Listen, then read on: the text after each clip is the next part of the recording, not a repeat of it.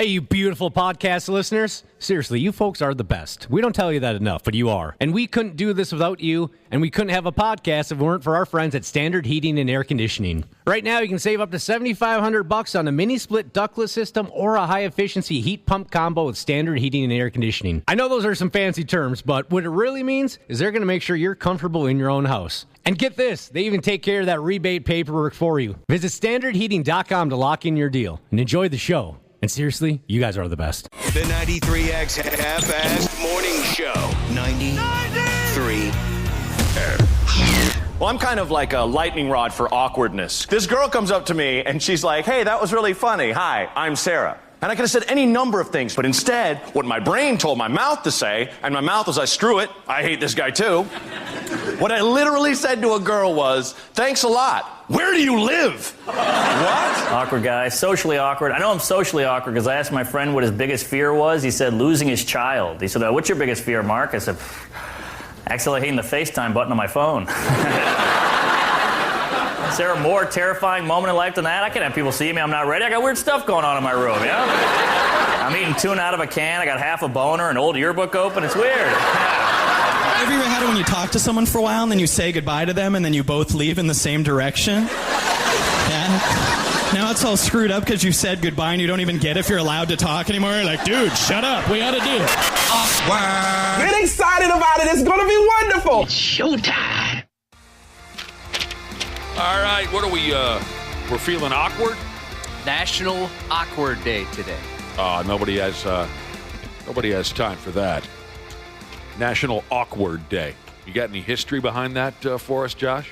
As to why we have that day? How in the hell did that happen? They just throw days out. I looked at the list, and there's about 30 different options for what today is. And I think that one, universally, everybody's felt that way. Some more than others. Are you feeling all right? Right now? You're not feeling awkward about anything? No, not at all. I thought I was just reading about... I didn't realize it was National Awkward Day. And I was kind of... oh, here it is. All right. I had no idea it was National Awkward Day. So I kind of disregarded this information here. I didn't realize it was a thing. Awkward moments. Didn't we just cover this recently? We just covered this, didn't we? Like things that shouldn't be embarrassing, but they're still embarrassing? Yeah, we talked about that. Oh, okay. Well, then we don't need to spend much time on this. These ones are more agreed that they're embarrassing. You know, they give examples like clogging a toilet at somebody's house. Right. Things like that.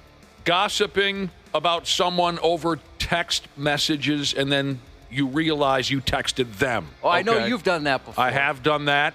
And it wasn't gossiping. It was being straight up mean.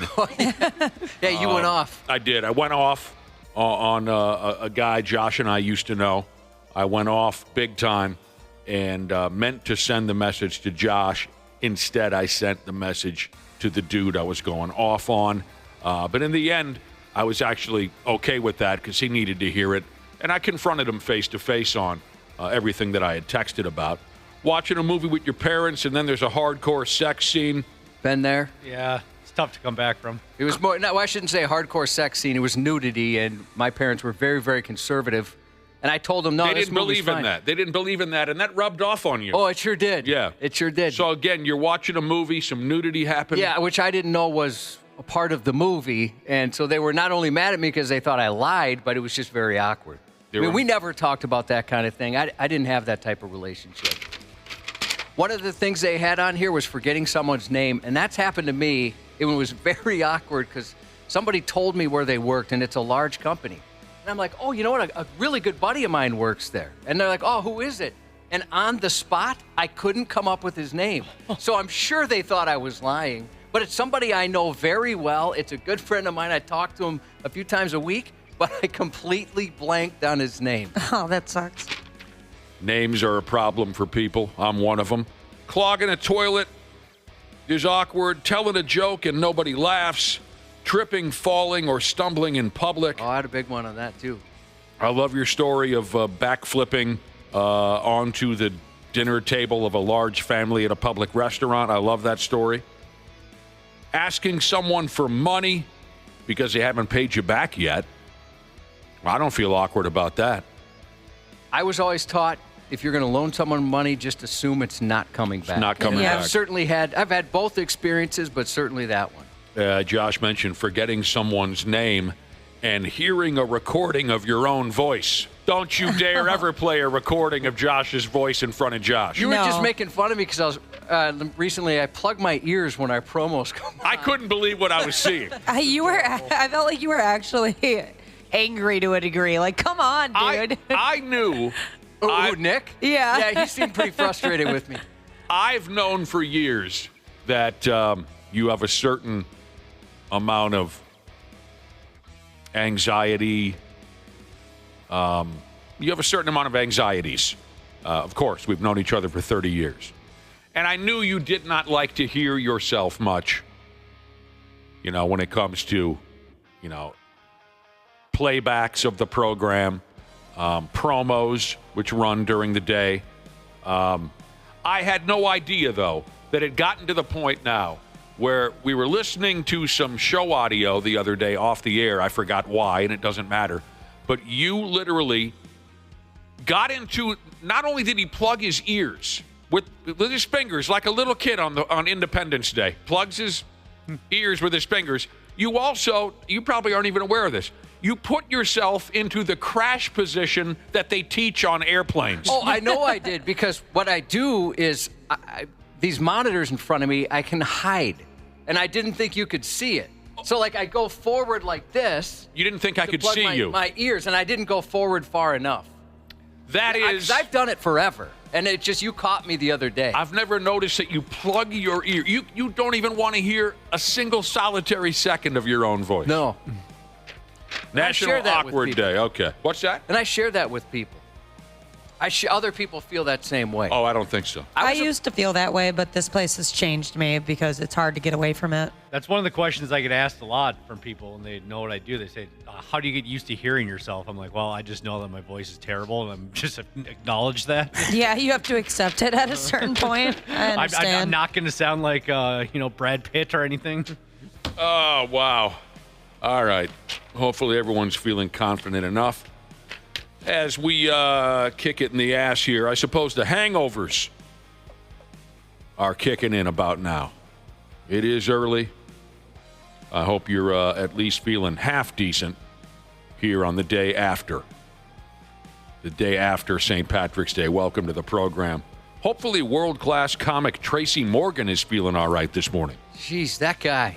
He has had some health issues over the years. If you haven't heard the story, dude went off to see the New York Knickerbockers home game last night. He goes to a lot of ball games. He gets the courtside seats because he's a big shot. He loves to watch the Knicks play professional basketball. He goes off to the game last night.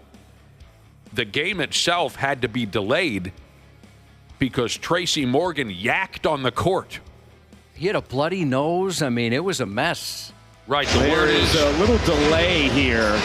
They're cleaning up courtside. Word is, like Josh said, his nose was bleeding. He couldn't make his way out of there on his own. They had to put him in one of those wheelchairs. Damn. That sounds iffy. Concerning and iffy at the same time. And if you see I'm going to get everyone in this building pregnant. He's going to get everyone in the building pregnant. That's just what he does. If you see some of the photos, it wasn't just like he went for it. It was like a full-on job. A young kid at the amusement park type thing. Hopefully it's off the spin rail. We had a coworker that had the norovirus, and that was pretty bad. And what? Remember, he came in here and he couldn't catch a break. Nora, or is it Noro? Which one is it? Norovirus. Nora. Oh, I don't remember this. I don't know. N-O-R-O. So I'm whatever it is. Mispronounced. Yeah, it doesn't really matter. No. Whatever it is, it makes you sick. And so he had a couple of weeks where he just couldn't get right. So he had this norovirus or whatever, and he's in the hospital for it. He gets hospitalized. It was really bad. And then he gets out, and I'm texting with him on a Sunday night. He's like, oh, man, yeah, that was awful. I'm back at work tomorrow. Looking forward to seeing you guys. I said, yeah, it'll be great to see you. We missed you. And then he doesn't come into work. He's in the hospital again because he had what he called a mild heart attack. Oh. So he was in the hospital for another week. Well, now I remember this guy. Did he yak at work? No, it wasn't at work because it was over Christmas. So he had a little vacation, and then he ends up in the hospital. I hope that Tracy Morgan wasn't all twisted sideways on hard street drugs or anything like that. I hope he hasn't, become that person. Hopefully he's just got the flu or the norovirus or something. Nobody wants to get sick in public like that. And even worse, for a guy like Tracy Morgan, everybody knows who he is. Folks are going to think the worst, start friggin' rumors right away. Folks are going to take effing pictures of him as he's being wheeled out of the ball game with puke running down his face. Oh, there's plenty. That's too bad. There's so many fan videos out there. Already? Yeah. That sucks. Yeah, hopefully it's nothing too serious because, man, he's just had a bad go. Although, he jokes about getting hit by that Walmart truck and how it's made him a billionaire. So he does have a really good sense of humor about that. Refresh my memory on that story. Well, he was in his vehicle and he got hit by a Walmart truck and it nearly killed him. And so he had sued or somebody sued on his behalf, whatever, and he ends up making a ton of money. God so he has a good sense of humor about it, but he almost died. God dang. That sucks. Right there in front of everybody. Throwing up all over the friggin' court at the ball game. I got to say, throwing up is not as embarrassing at school as it used to be because a few years ago, my son, he barfed on the bus, and I thought, well, he's done. He's done. He's like a fourth grader. I'm like, he's going to go to school with these kids all the way through high school. There's going to be nicknames. There's going to be chants. He's the kid that puked on the bus. I was more concerned about that than I was his health at that point. Right. I thought he'll get over this. He'll get over the sickness, but he's never going to get over being the kid that puked on the bus. Nobody gave him crap. That's crazy to me. Nobody whatsoever. It wasn't a big deal when I was in school either. Oh, it wasn't? No, I threw up in the middle of the library once, and there was so many people in there, and it's so quiet. I thought, oh no, there's going to be videos, and no, nobody cared. So we didn't have to worry about videos, but in the 80s and the 90s, if you barfed at school, that's who you were. Oh yeah, and nobody ever forgot that. And we kicked you while you were down too for a little while. Oh, the people would be laughing at you while it was happening. Like we'd kick you right in the ribs while you were throwing up on the floor. Yeah. Back in our day. That was the worst. I don't know why we were so mean to people. Yeah, why is that? Because we were friggin' idiots, that's why. There was a girl that had a seizure in class. People forgot about it. Maybe because it's more serious. But yeah, barfing in class or on the bus, you'll never, ever live that. Well, 80s and 90s, you didn't live that down. No. I think the reason we were so mean or laughed at the kids that were puking because you just knew, like, all right, I at least have a couple-day reprieve where nobody can make fun of me about anything. It's all the attention's going to be on puke guy now. Yeah, we weren't too nice to puke guy. So, I don't know. I hope Tracy Morgan is feeling much better. Yeah, I hope so as well. That's pretty scary. Right in front of everybody. Like the nose bleed? Yeah, what the hell's going on? was bleeding. And of course, people are going to make assumptions on that. Josh knows that I once interrupted a bus tour because I had a code brown. That was embarrassing. I mean... Well, and people were jerks about it. People were dicks. I wasn't embarrassed about it, so that wasn't embarrassing. That was inconvenient is what it was, because I didn't care at all. I did not care. Not that long ago, I was talking about a lot of my friends are poop Nazis. They'll criticize you for when you use the bathroom. It's the most amazing thing. I don't know why I've continued to hang out with these people, because they criticize you as to when you use the bathroom and the amount of sleep you do or do not get. They feel like they're the authority on that. So this was a bus tour Josh and I were on together, some tropical island that we couldn't have possibly cared less about, and all these other radio people were involved. It was a radio station thing, people from all over the country. At one point, we got on a school bus together, and we were going to tour around this beautiful island. And not long into the trip, I had to raise my hand on the bus and say, we got to pull over somewheres. Because I'd been spending the entire prior night drinking Red Stripe beer. And I was not kind to myself back in those days. And I often had emergencies, and I had to raise my hand and say, we got to pull over. And the bus acted as if I just said, something much more dramatic. The bus acted like I was just radioactive in that moment. Yeah, I didn't understand why they were so rude. Because they're poop Nazis. Yeah, I guess so. So we did have to pull over more or less in the middle of the jungle. And at one point, everyone was so upset that we had to pull over. Bunch of douchebag radio asshats. I said out loud, look, I'll take my hat off and I'll take a dump in my friggin' hat right here on the bus. I don't care. But it's up to you people. How long were you pulled over for?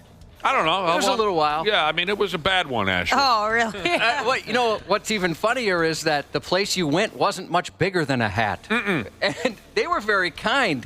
We were in the middle of the friggin' jungle, and I just had to get off the bus. And, of course, I could have just gone into the weeds, but we were in the jungle. I was a little afraid of that. Yeah, absolutely. So there was just like a hut, and I went and knocked on the door, and they let me use their toilet. And it was the tiniest little... Didn't you say it was like a law office or some sort of business? It was half somebody's house and half an insurance company in the middle. I don't know.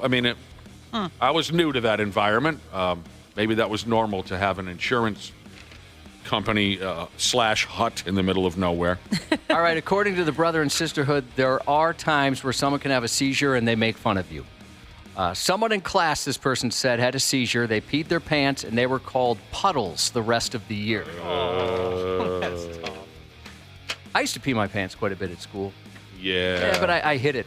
I hid it pretty well. How did you hide it? Well, my mom would pack me a separate pair of pants. Oh. But again, this was only up until about 7th grade, so it ended pretty quick. Not a big deal. No big deal. So it happened. I just go change, and I was good to go. Well, but in that initial moment when you wet your pants, how did everyone not notice? I don't know. Just got lucky, Did you ever do the gimmick where, oh, God, oh, no, I spilled my pop all over myself? Probably. It happens so often that it's very possible. Your pant wetting. Yeah, I was a pant wetter. Was out of control. Yeah, bed wetter, pant wetter. Well, hell, on the topic of, I guess, embarrassing yourself in front of a crowd, at my first wedding, an old lady brought the whole show to a stop when she tripped over some flower pots and snapped her elderly arm in half. Oh, jeez. That was something. Doesn't you feel so bad because you're taking attention away from the couple? Well, we weren't out there yet. Okay. It was the deal where, the dude's party, what do they call that, the groom's party? Yeah, the groomsmen. We were Groom's all... dinner. It was an outdoor scene. At a resort. So we dudes were all in one cabin, and all the ladies were in another cabin getting ready to walk that aisle. And, of course, we could peek through the blinds and see the crowd filing in. And it was almost ready to start because they had the beautiful music had started. And that meant get your ass in your seat. The show's about to begin. Oh, okay. So... But we weren't really paying attention, me and the boys. We were just actually, having a beer or two, trying to loosen up before showtime. And what about stopped my heart was my grandmother, who was still alive at the time, was not in good health. Mm-hmm. And it was actually taking kind of a chance that she showed up.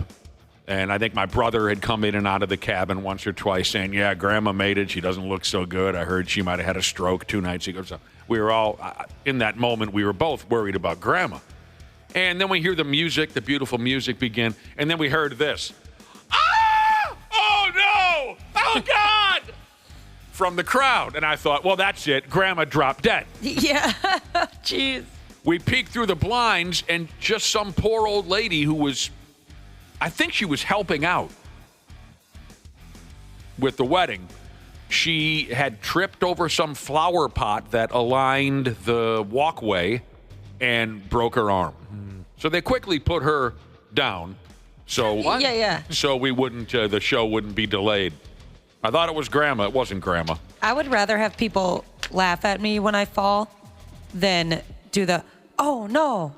Are you okay? I don't know what it is, but that just makes me feel more awkward and worse. Like, well, yeah, I'm fine. You'll probably be okay. Ashley, if you fall down today, we'll probably laugh. But when you're 88 years old, people are going to go, ah! You know what I mean? Yeah. This lady was older than the hills. Her bones were brittle. Didn't take much for that arm to snap in two. No. Tracy Morgan, huh? I already got a couple of text messages this morning referencing his bit with Britney Spears on Saturday Night Live a number of years ago. I mean, I've maybe seen 2 episodes of Saturday Night Live since 1985.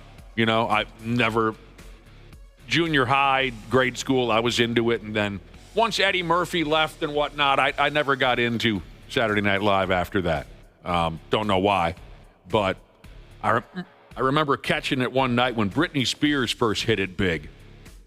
She was guest hosting Saturday Night Live, and she and Tracy Morgan did this bit where he lives under the street, and he's nuts, and Britney Spears visits him in his under-the-street spider hole, and he sings a song, Josh, about how he makes a doo-doo pie.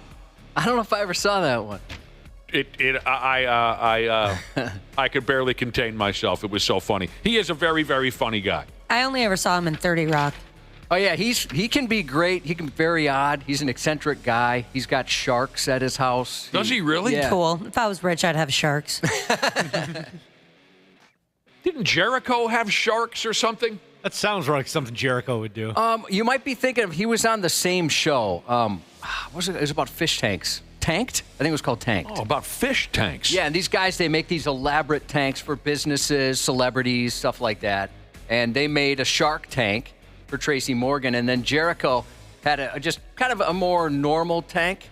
But he had the list of Jericho in there. And they had, on the wall behind it, they had a Minnesota clock. Because his wife's from Minnesota, or there's a connection there. I thought I had heard that. I had to look it up. I can't be. I think this was many years ago, but. It was the fish tank of Jericho? The fish tank of Jericho, right. Yeah. And it had like a scroll in there with the list of Jericho. God, I love that bit. Yeah, me too. Everything connected to him was, these are the shoes of Jericho. These are the parents of Jericho. Yeah. All right. Yeah, Ashley, if you fall down today, we'll have some fun with it. I won't, in your current condition, now that you're with child, my nephew's growing in you. I probably won't laugh at that. Yeah, that's true. That can be bad now. But once you recover from birth, if you fall, then it'll be good comedy. As long as you're not holding my nephew. Yeah, we're just going to shove you over, actually. It is weird having to worry about what I'm doing with my feet way more. Have you had pregnancy brain?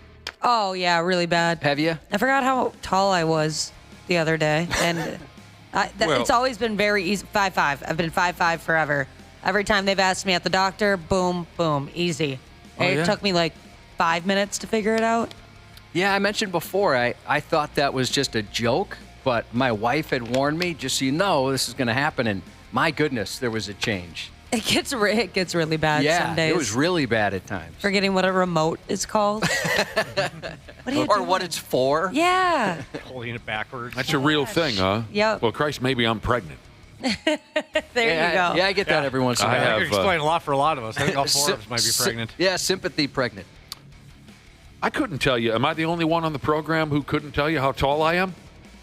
I couldn't tell you how tall I am. Don't they tell you at the doctor? Well, they make you stand up against a wall and they put the thing on top of your head, but I can't recall them ever saying it out loud. And yeah, usually they I never asked them. How tall do you suppose I am, Josh? 6'2", 6'3"? At least. I couldn't tell you how tall I am. You're 5'5", you say? Yep. Speaking of height, the first time, Nick, you and I ever saw each other face to face, because when I got hired here, it was still during the social distancing thing, so. Well, actually, this is still a trial phase. Okay. Yeah. Going on year 4. Right. The first time we all met was over a Boom meeting. What do they call it again? Zoom meeting. Yeah. So we had only ever talked on the phone or Zoom meeting. So the first day I ever saw you guys in person was my first day physically in the studio. Yeah. And at that point, we were still in our own separate studios. So it wasn't until after the show I walked out of my studio, and it was finally, Nick, you and I walked out of our studios at about the same time. I'll never forget this. I say, hey, you go, hey, man, and you kind of eye me up and down, and you go, you're taller than I thought you'd be. Oh, we both thought you were short. Yeah, but Nick says, I'll never forget these words. He goes, you're taller than I thought you'd be. And then there's kind of a pause. You go, That sucks. Yeah, I thought you were probably Ashley's height when we were on those Zoom meetings. Yeah. You looked short. Now, you're sitting down, but even so, you look short sitting down. And then, first time I saw you too, I'm like, did this guy used to play in the NBA? Why is he so tall? That sucks. I did in that moment. I did think it sucked because Josh and I had I'll get there. We had grand plans to bully you. Yeah. But then he turns up to be 6'5", 6'6", and I thought, well, I'm too old for this now. Trades worker Jesus said he once went to the doctor thinking he had pregnancy brain. Turns out he's just fat. I don't think that correlates. Anyone recall this? A text from Grilled Cheese Jesus. Tracy Morgan had a great character on Saturday Night Live by the name of Brian Fellows, who was an animal expert that knew nothing about animals. Oh, yeah. No, I don't recall. Brian Fellows was amazing. I only saw the only episode I saw was he and Brittany. And he sang a song about how he makes a doo-doo pie. Maybe we can find that, Summers. Yeah, I didn't watch him on Saturday Night Live. Nothing against him. I just wasn't watching it at that time. No, neither was 30 Rock, huh? Yeah. Never saw it. That's where I saw him as well, Ashley. What a crowd we got out Love there. that show. Everyone have a wonderful St. Patrick's Day. Oh, it's the best. Did you get anything St. Patrick's Day related to eat, Josh? No, I mean, does spaghetti count? No. Is that Irish? No. Does Panera count? No, the wife went out last night and got us both some corned beef, though. Oh, that's awesome. Nice. It was just wonderful. Yeah, I was solo, so I just went with spaghetti. Are the mics off? Yes, at this point they are. All right, good. I didn't even have a beer. Are you serious? Super It's cereal. Monday. Gummies? Didn't eat. Oh, no, I don't mess with that stuff. It almost killed Curtis. Have you ever... I love Curtis. Yeah, everyone loves Curtis. Yeah. Handsome guy. Have you ever had a gummy? No, hell no. No, I'd go crazy. I'm sure I would end up robbing a bank or something. What about like a brownie? Of No. Oh, have I ever eaten marijuana? Yeah, like one of the... Not that I'm aware of. I'm not a marijuana guy. Yeah, I know you're not. It's beer or hard drugs. Yeah, I can't imagine you being Anything- high. That would make me uncomfortable. Well, no, I used to get high when I was a kid. Yeah, that would still make me really uncomfortable. You just aren't really, I don't know, the type. It would throw me off too much. I don't like that. Okay, then I won't get high around you. I love having a marijuana whenever I get a chance. One marijuana, I was taught it's beer or hard street drugs. Everything in between is SAWFT soft. That's what they taught me. That's what the older guys taught me. Beer or hard street drugs. All the stuff in the middle is garbage. So, I mean, I smoked a little grass when I was a kid, but hell no. You're no way you're going to get me to eat one of those gummies. It almost killed Curtis. I love Curtis. Everybody loves Curtis. My wife wore green yesterday. I didn't, and she's not Irish at all. She made a very crass joke about having no Irish in her, by the way. You've heard it, I'm sure. She's not Irish. She wore green. I didn't think about it. Yeah, you're not 4. Yeah, and then she made my son wear green because she thought maybe a teacher would give extra credit if someone wore green on St. Patrick's. Is that a real thing? They What like a sunny disposition on life. Honestly, yeah. If I remember middle school correctly, there was times if we dressed up for Spirit Week, it would earn us extra brownie points. Spirit Week. I loved Spirit Week. Oh, that was so fun. He did not get extra credit for wearing that green. That he Teachers wore just yesterday. kicked his ass. What a nerd. Suck up. Our friend Janel Klein's going to pop by later, so we got that to look forward to. Should we kick it all the way down here, Cubby, and see what happens? Let's go for it. We're already here. We are already here. We might as well put on a program. We'll be back shortly. I think we'll start off with the stupid news here in a few minutes on the Half-Ass Morning Show. The 93X Half-Ass Morning Show. Hey, you beautiful podcast listeners. Seriously, you folks are the best. We don't tell you that enough, but you are. And we couldn't do this without you, and we couldn't have a podcast if it weren't for our friends at Standard Heating and Air Conditioning. Right now, you can save up to $7,500 on a mini-split ductless system or a high-efficiency heat pump combo with Standard Heating and Air Conditioning. I know those are some fancy terms, but what it really means is they're going to make sure you're comfortable in your own house. And get this, they even take care of that rebate paperwork for you. Visit standardheating.com to lock in your deal and enjoy the show. And seriously, you guys are the best. If you're listening to sports, how the Chiefs react to this loss will be fascinating. Mixed with pop culture, sprinkled with celebrity interviews. True or false, Kevin Bacon, for your role in Footloose. You attended classes at a high school. That's true, yeah.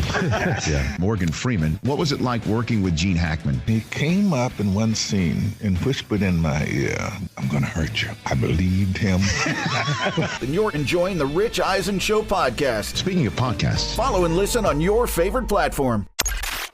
Stupid news on the Half-Assed Morning Show. You know, earlier on we talked a little bit about poop Nazis. Poop Nazis are folks who guilt trip you if you need to use the bathroom because it inconveniences them, because it upsets their delicate schedule. Poop Nazis are terrible people.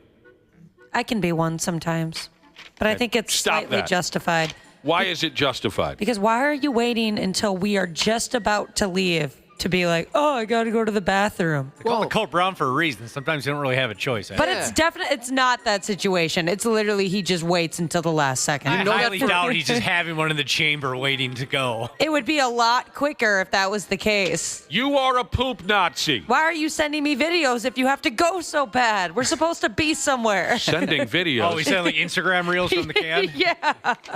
Look, a guy's got to do what he's got to do when the moment strikes. Well, please don't do this to your friggin'. I'm assuming you're referring to your fiance. Yes, but Nick, this part's I feel like you're gonna be on my side a little bit about this.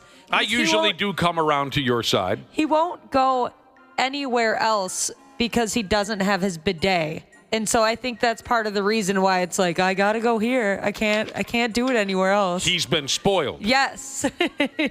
These things very bougie about his butt. They can happen. My wife is a bit of a shower Nazi. It's odd. It seems anytime I choose to shower, she must have wanted to get in the shower, and I should have known that. Oh. It kind of gives me attitude. For Christ almighty, she can't find time to shower. You only get in there once a week. Well, that's the thing. I told her, I'm with audiobooks, maybe 2-3 times a week. But yeah, I said the same thing. Like, should we put a schedule on the refrigerator or what? Why is this my fault? I had no idea. Nah, it's just not right.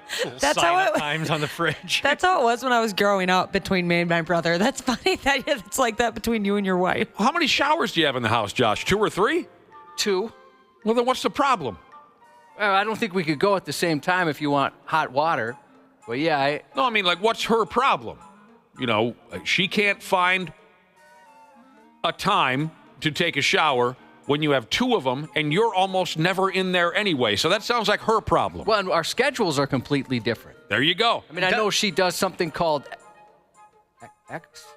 exercising. She is an exerciser. Yeah, she does exercising. It's been a while since I've done it. I forget the word. Well, tell her to shower at the gym then. I have.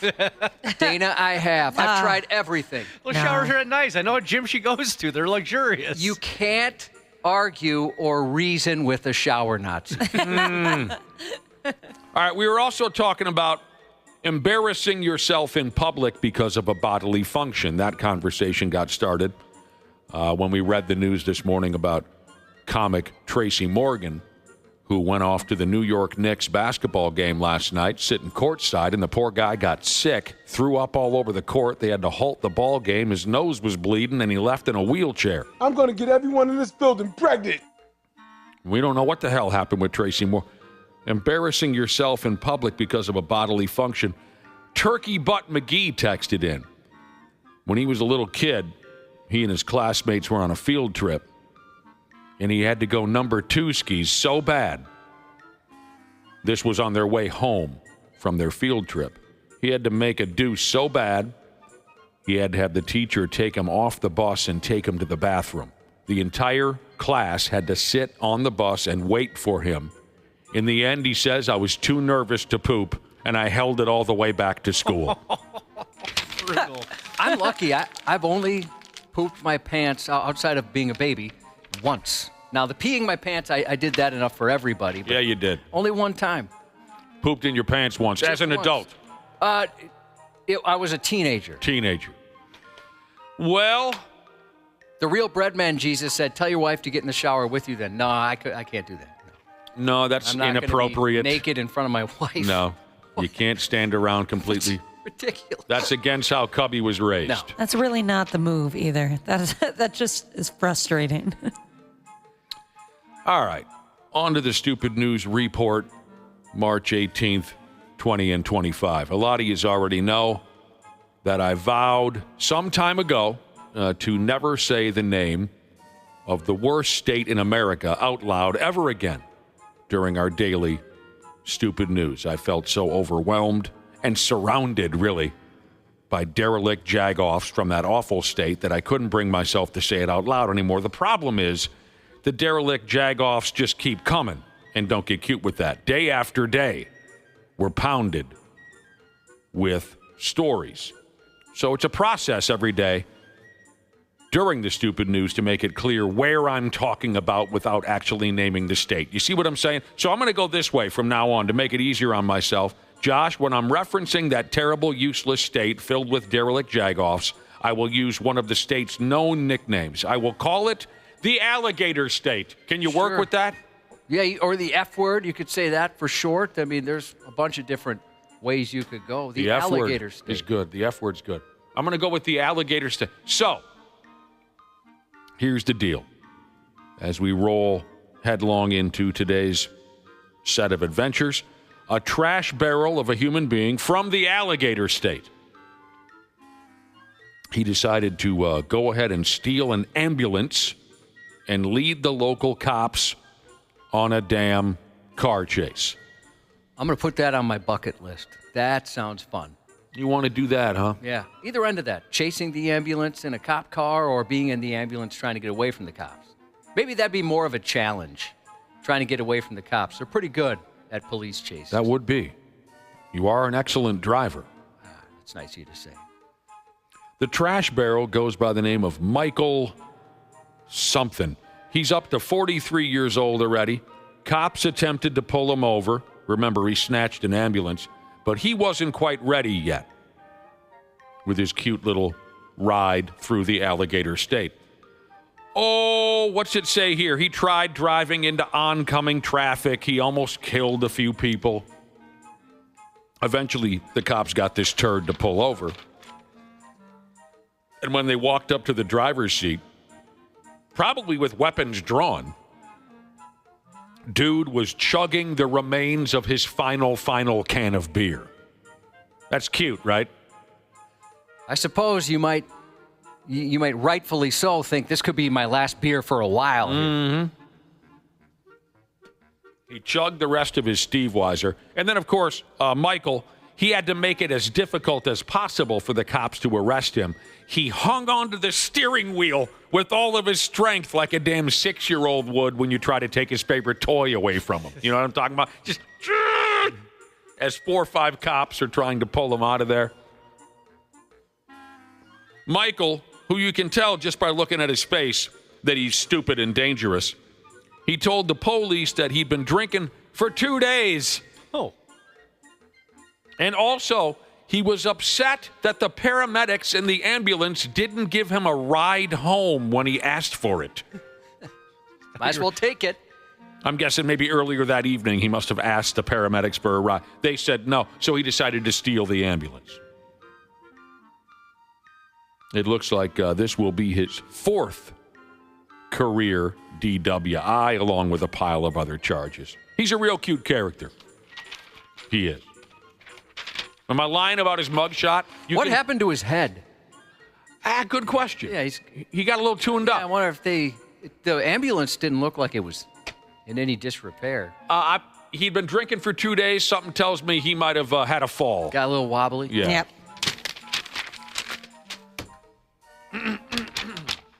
Now, I guess you could count this here next story as another example of just how misinformed social media can be.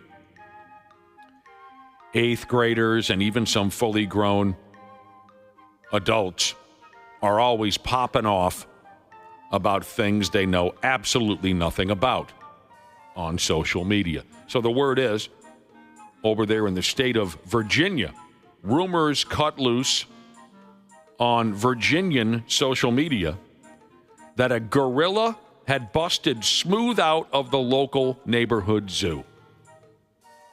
The zoo had a power failure a few nights ago. And the story going around and around the internet was that the power outage made it so the dangerous killer gorilla's cage became unlocked and the gorilla walked on out of there and into the darkness. Same thing happened at a dinosaur amusement park back in 1993. Yeah, and then they fixed it and went for it again. They tried it again, and they're trying it again now, and it's going to be similar results, I feel like. Can you imagine running into a gorilla just out on Main Street somewhere? I love gorillas. I'd be terrified, though. That would freeze me in my tracks. Yeah. And just the confusion.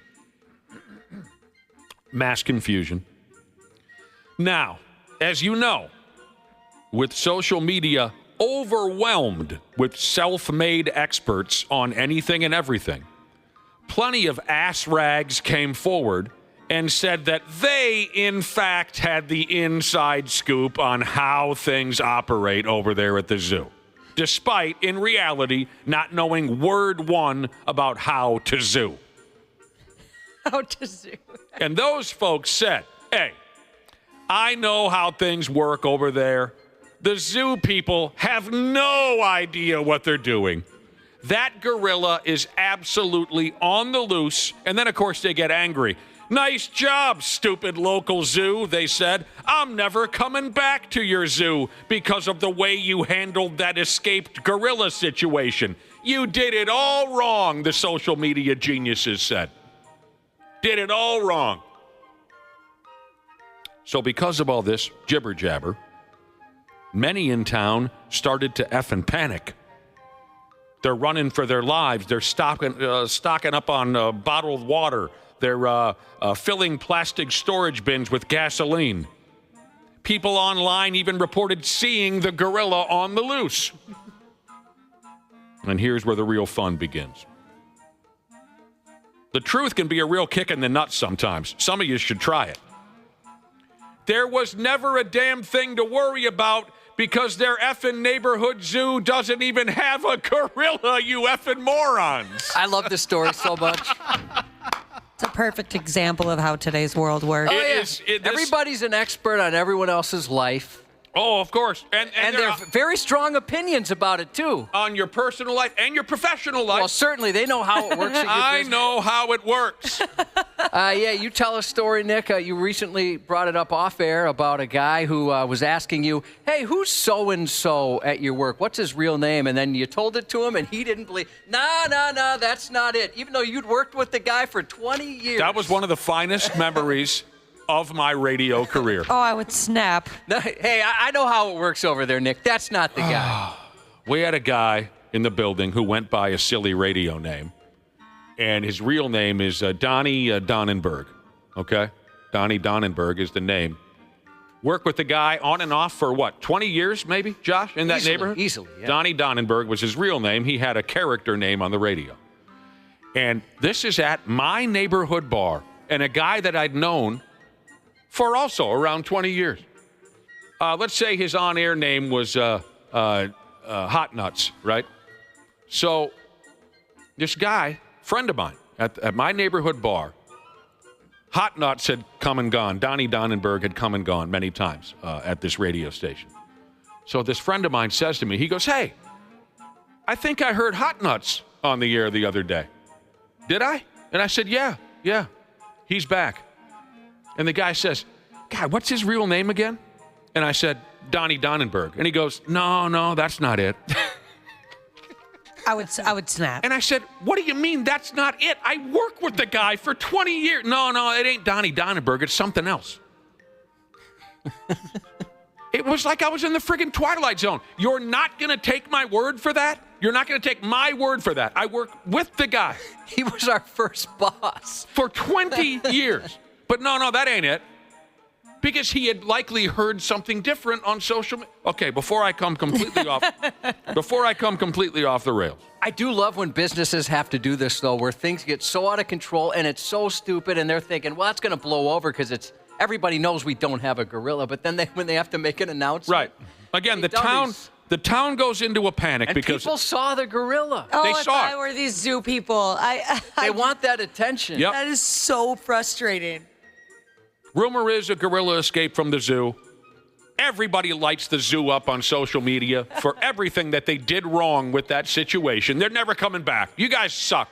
You have no idea what you're doing. In the end, there was never a gorilla at the zoo in the friggin' first place. The zoo had to step in and post this here. We heard talk of an escaped gorilla, but we think it may have just been our mascot, Zoo Squatch, spotted on his daily run. That must be a joke or something, I'm not sure. But they said all of the animals are safe and accounted for, except for gorillas, because we don't have one of those. I want the news to go and interview the people that claim they saw the gorilla. Me too. Wouldn't that be great? Yeah, hopefully they haven't heard that the zoo's already come out and said they don't have one. Even if they have heard. You were such an expert. You wanted to light everyone up online about this. Now, you got to comment now. What about now that the truth is out that there never was a gorilla in the first place? Now do you have a comment? Is it Jimmy Kimmel that did Lie Witness News? Yeah, it was. Oh, that was so good. If you're not familiar with the bit, look that up if you get some time. It's funny where they go out and they say something ridiculous that was in the news, quote unquote, and some people are scared to act as if, or to admit they don't know what's going on. Yep. And so they ask them questions about the news story, and some folks are actually pretty decent liars, completely lying about this thing that never happened. I absolutely love that bit. I don't know why people have such a hard time admitting they don't know something. It is. It's fascinating. There was a time, Ashley, there was a time when people were okay saying, you know what, I don't know. Those days are gone. Now, you have developed an expertise on every damn thing, even with zero experience. Zero. No. I can figure it out. I know what's going on over there. It's sickening. I have told, younger guys that start here, and certainly kids, it's okay not to know everything. It's all right. Just if you don't know something, you don't know. I like learning from other people. Somebody else knows the answer, but it is weird. Oh, yeah, I knew that. Yeah. Yeah, I'm aware. Well, they effed that up, I'll tell you that. All right, eastbound at sundown, Jesus brings up a good point about this escaped gorilla. He said, oh, sure, they don't have a gorilla anymore. Oh! Dun, dun, dun. That would be kind of fun if a week from now it came out that, we did have a gorilla. We weren't lying because we technically didn't have it because it escaped. Or what if the people that claim they saw a gorilla actually did, and now we have no idea where these mysterious gorillas are coming from? Oh, now we're the dicks. You're right. Yeah, I never considered that. Maybe it just was a gorilla roaming around from a different zoo. Let's start ripping faces off, and then those people are like, we told you! The cops, the local cops even had to take the time to speak up about this. They said, more or less, hey, stupid idiots. If a damn gorilla was running through town eating children, don't you think we would have warned you about it? For Christ's sake, they said. What a riot. That is hilarious. That's my favorite story of the day. Porno Jesus and where's the other one? Finishes halfway in Jesus said that Key and Peele did a bit like that, where they had someone do, like a fake newscaster do a story about a Pegasus, and they went on the street and people had seen it. Apparently people had seen it somewhere.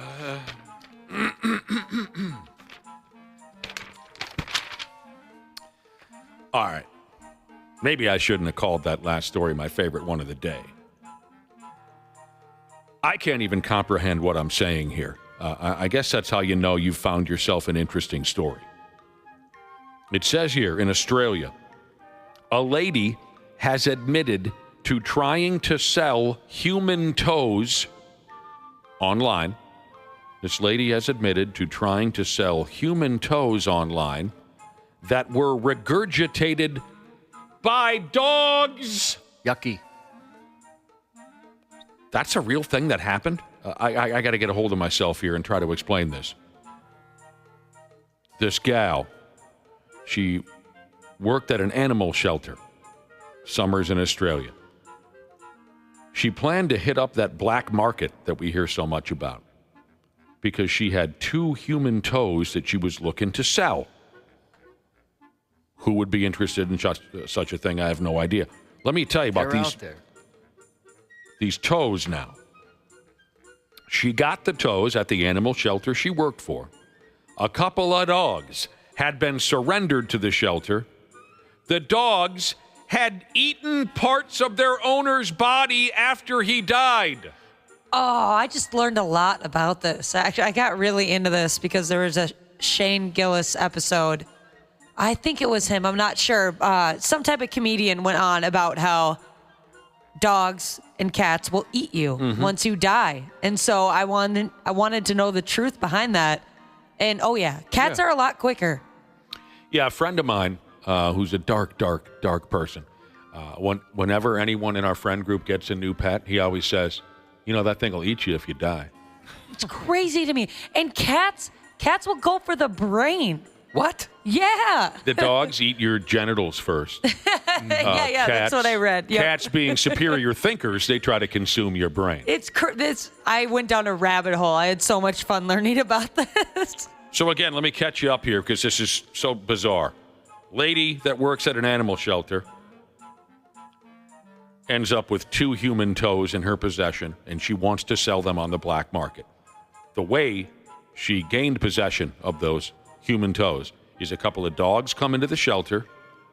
These dogs were brought to the shelter because they ate their owner after he died. And the dogs vomited up some of his body parts, including these 2 toes. The dogs eventually erped up the toes. At the shelter, lady scoops them up, and I guess her first thought was, I wonder how much human toes gnawed off of a dead body by dogs and then vomited up onto the floor would be worth on the black market. Joanna is this obviously troubled lady's name, and also the name of a beautiful hit single by Kool and the Gang from the year 1983. Joanna, the lady with the regurgitated toes, she believed she could have made as much as 400 Australian dollars by selling toes with dog vomit on them online. That's what she believed. The local police went to her house on an anonymous tip that she might be doing something shady with a dead man's toes. And here we go. She showed the cops other items that she'd been keeping around her house, like an alligator claw and a bird skull and her children's teeth.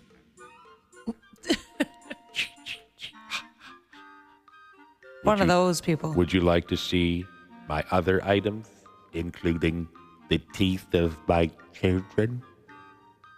Then she killed all the cops, and she's on the run. I'm kidding. Word is this lady was an active member of a Facebook group called Bone Buddies of Australia. Bone Buddy. That's the name of a movie I saw. I've always wanted an Australian bone buddy. Me really. too. It's like a friend with benefit. Bone Buddy. She is a member of a Facebook group called Bone Buddies of Australia, where disgusting dead things are bought, sold, and traded. She ended up in court for all this nonsense. She pleaded guilty to something called offensive conduct involving human remains, and it says here she narrowly avoided jail time. Instead, she's going to do some community service, and they're going to keep a close eye on her for a stretch of time. They are. Yeah, they should. That's a good idea. Agent Cop Jesus said that he's been to more than one call where pets have eaten or at least chewed on their owners. No, I thought, what are you doing with your body anymore? Whatever. Just feed the pets. Superintendent Jesus is just disappointed that this lady never called a tow truck. You bastard. Australian Jesus says, "Morning, mates. That's why I left Australia for stories like this, and he's happy to be any of our bone buddies." Now, my favorite story of our pets eating us was the dude who couldn't feel his feet. Dude had terrible diabetes, if I remember right. This story's 7, 8, some odd years old.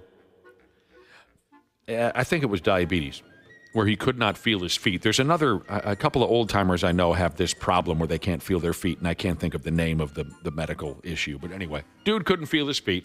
He and his wife had this little chihuahua named Gordy or something. And Gordy took a liking to this man's rotten, unfeeling feet.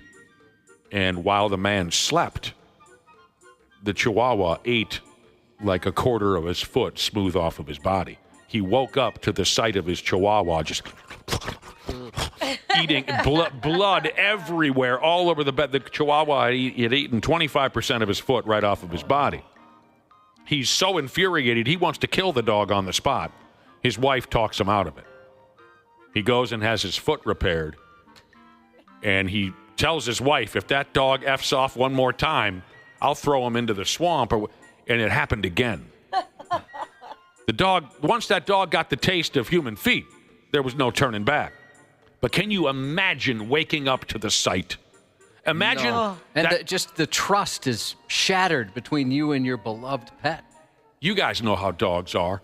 Imagine what that little chihuahua's face looked like after eating a man's foot for 6.5 hours. The blood-soaked face. And the chihuahua probably was just soaked in blood and loving every second of it. Yeah, I don't know how I'd feel about that. Oh, God. We wouldn't be friends anymore. Neuropathy. That's the foot condition where the old-timers can't feel their feet, and it's a real nightmare, and I'm sympathetic to folks. Do we have time for this final? Yeah, now that your appetite is piqued. History was made yesterday, Josh, in the town of Fond du Lac, godforsaken Wisconsin. A feller by the name of Don Gorski sat his carcass down at the local McDonald's restaurant, and he choked down his world record 35,000th career Big Mac. You better appreciate this, because I say I had to slow down to 1 a day for 3 days here. It's driving me nuts. So this is definitely 35,000. It's no more, no less. I've counted every single one. That's Don right there. Do any of you guys know Don from Fond du Lac?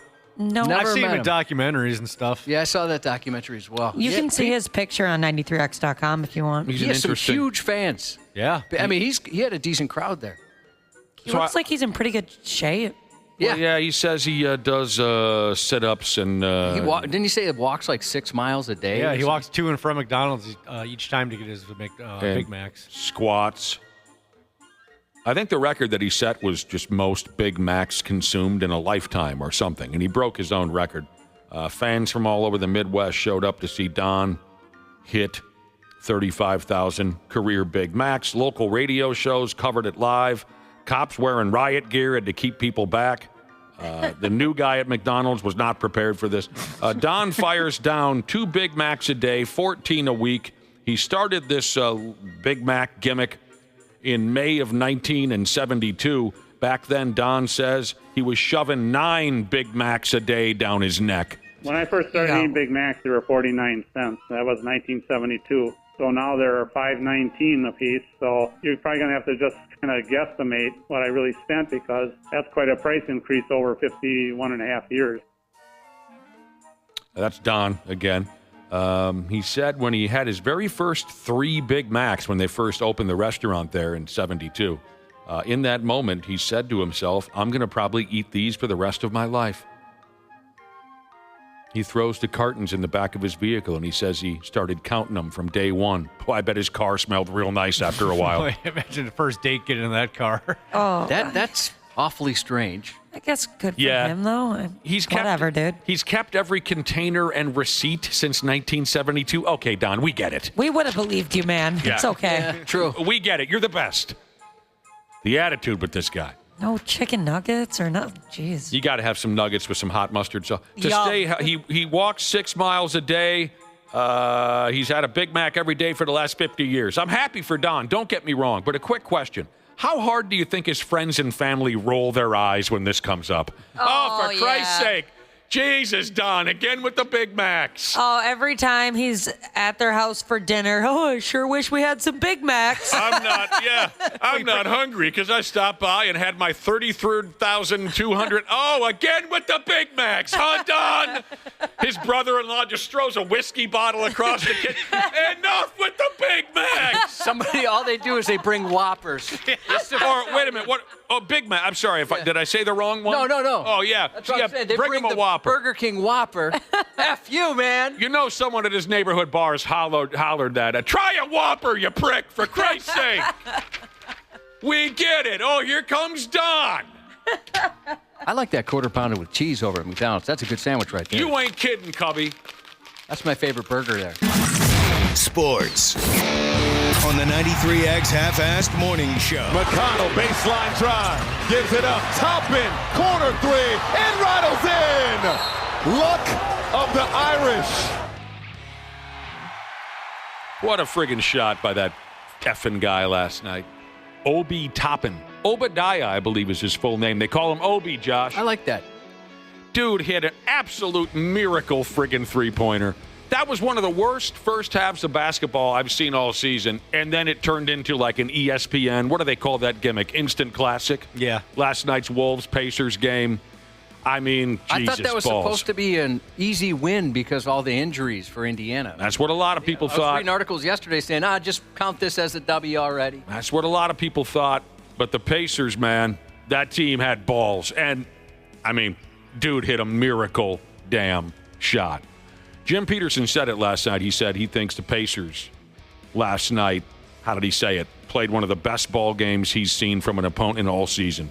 They were shorthanded, and they just had balls and made all the right plays when it counted. So the Wolves' losing streak came to an end. We can get more into it later. The Boys State High School basketball game begins today. Jesus, there's a lot of games, a lot of teams, a lot of schools. We'll get into that. Did your significant others do your brackets for March Madness yet? No one's filled anything out yet. Nice. My fiance's ahead of the game. All right. Oh, my fiance's still I'm doing proud the of him. research. Honestly, I'm a little nervous because I told him about it, and then within, I'd say 3 minutes, he sent me his bracket. I was like, that was kind of fast. Did you put any thought into this? Well, he's a former athlete. Didn't you say he was a dancer growing up? Yeah, and he played lacrosse, which is very important to basketball. He played lacrosse. He was a dancer growing up, so he is an athlete, a former athlete. He doesn't need much time to fill out. What we're doing, what Ashley's referencing, is for fun this year, we're going to have all of our significant others fill out our brackets for this year's men's basketball tournament, the college basketball tournament, not the high school. Have you picked which of your significant others is going to fill it out? Or I'm narrowing it down. Are you? I'm narrowing it down. So you've done a little bit of work? As we speak. My wife is in the running. She is? Yes. Okay, I thought she'd be the first one eliminated. Because she's a former athlete, too, if you count swimming. Yeah, I think that's athletic. She was a swimmer. I mean, it's in the Olympics. What's her seed? Where's she seeded at here in this bracket of all the significant others you have? Seed, he says. He's trying to... if I would, out of the Sweet 16? Yeah, out of the Sweet 16. Somewhere's in the middle. Is she? Yeah, 8, 9. I'd That's put her pretty higher. good. I'd put her a lot higher. I know, you like her. I do. I don't very know much so. what the deal is. The Pigs needed a win last night, too. They got one. Randy Shaver and Janel Klein will be here shortly, a half hour. And we'll go even further with this nonsense. Josh's News is coming up next. The 93X Half-Assed Morning Show. Hey, you beautiful podcast listeners. Seriously, you folks are the best. We don't tell you that enough, but you are. And we couldn't do this without you, and we couldn't have a podcast if it weren't for our friends at Standard Heating and Air Conditioning. Right now, you can save up to $7,500 on a mini-split ductless system or a high-efficiency heat pump combo with Standard Heating and Air Conditioning. I know those are some fancy terms, but what it really means is they're going to make sure you're comfortable in your own house. And get this, they even take care of that rebate paperwork for you. Visit StandardHeating.com to lock in your deal and enjoy the show. And seriously, you guys are the best. No Contest Wrestling. O'Shea Jackson Jr. and T.J. Jefferson with the biggest names in the game. Ladies and gentlemen, X-Pac. Getting suspended in school, that's the number one thing people, when they meet me, they tell me. There's I got no, detention. Yeah, everything. Ladies and gentlemen, Liv Morgan. I couldn't believe that was my time. I was so grateful. Talking about living dreams. No pun intended, TJ. Relax. I rarely do these anymore, but I was really looking forward to this. The No Contest Wrestling Podcast, part of the Rich Eisen Podcast Network. Follow and listen on your favorite platform. Half-Assed Morning Show. 93X. Yellow. What delay industries? Now you're way off. A Brooklyn crypto influencer pulled off a scam straight out of a sitcom, including a reference to a famous Seinfeld gag. Thomas Fraga, a 56-year-old former podcaster known as TJ Stone, convinced at least 17 people to pour over $2 million into a bogus business venture, including Vandalay Contracting Corporation, a nod to a Seinfeld episode's infamous fake latex company. On the show, George Costanza made up Vandalay Industries to fool unemployment officials. This guy used it to rob friends, neighbors, and even his kid's baseball coach. All right, listen closely. I was at the unemployment office, and I told them I was very close to getting a job with Vandelay Industries, and I gave them your phone number. So when the phone rings, you have to answer, Vandelay Industries. I'm Vandelay Industries? Right. What is that? You're in latex. And what do I say about you? You're considering hiring me for your latex salesman. I'm going to hire you as my latex salesman? Right. I don't think so. He callously stole from friends, next-door neighbors, and parents of children who played on teams with his own children, as well as from individual cryptocurrency investors, said the U.S. attorney. There was nothing funny about his use of a Seinfeldian comedy, Vandelay Industries, to carry out the fraud, he said, which caused severe financial and emotional harm to the hardworking men and women who trusted him. According to court filings, he promised victims lucrative investments in real estate and crypto. In reality, their money funded his personal expenses and kept his Ponzi scheme afloat. I wish my on-air name was T.J. Stone. That's a cool name. But let me ask you this, Josh. Do you think if this effing guy, if he hadn't used the gimmicky Seinfeld reference in his scam business, he likely would have flown under the radar? Yeah, it's possible. Certainly a few people noticed. Yeah. Well, wait a minute here. That's a scam name. That almost as if he wanted to be caught. Just cocky. That's probably it. Arrogance. Look how hilarious I am. Nobody even knows. Nobody's so wise.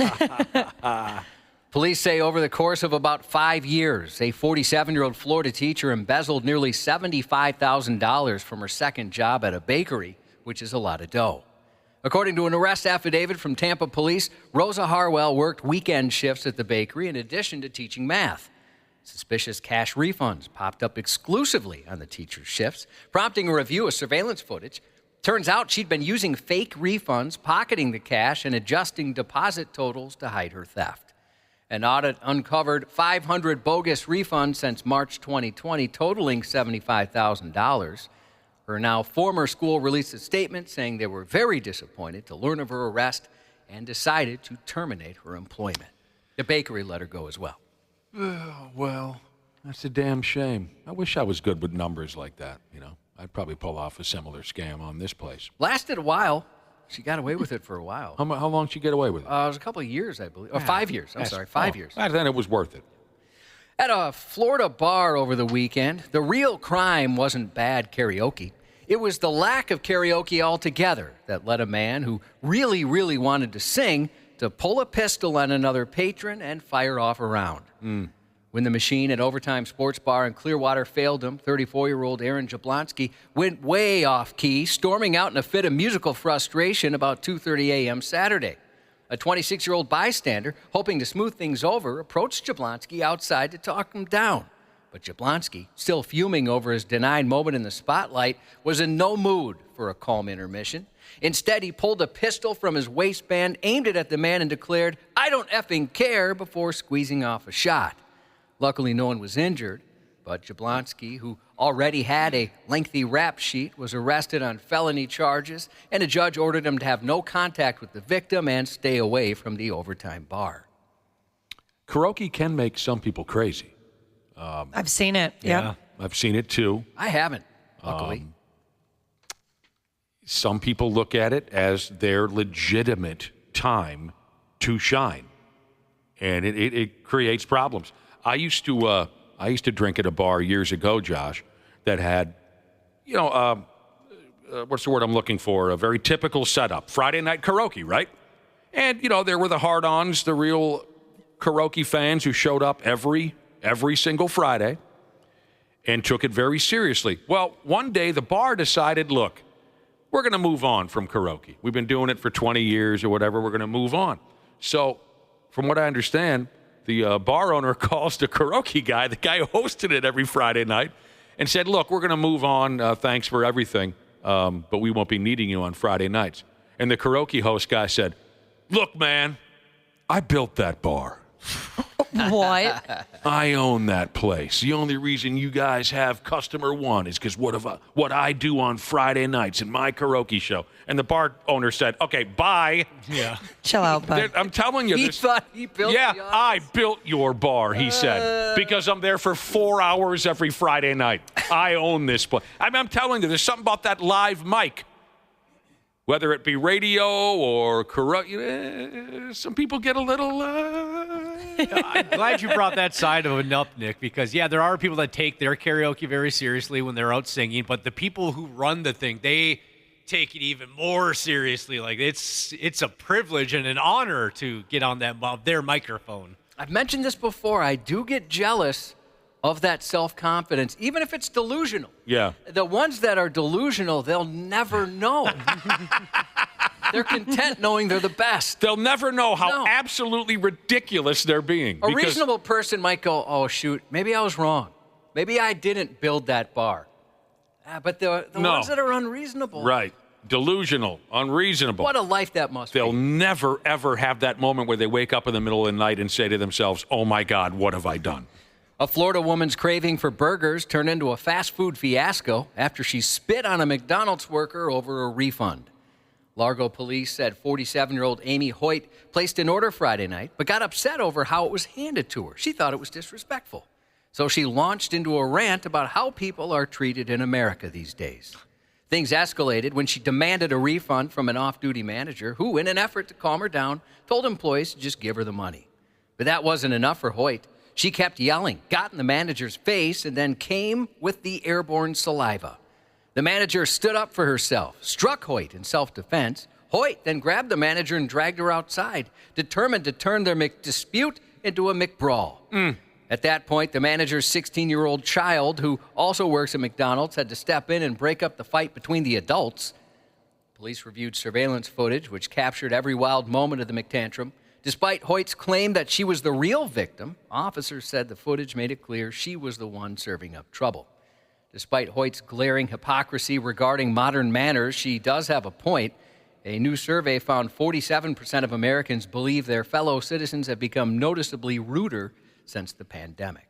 Yeah. You sure hear more about it. Yeah, we do. I think it's a true story, Cubby.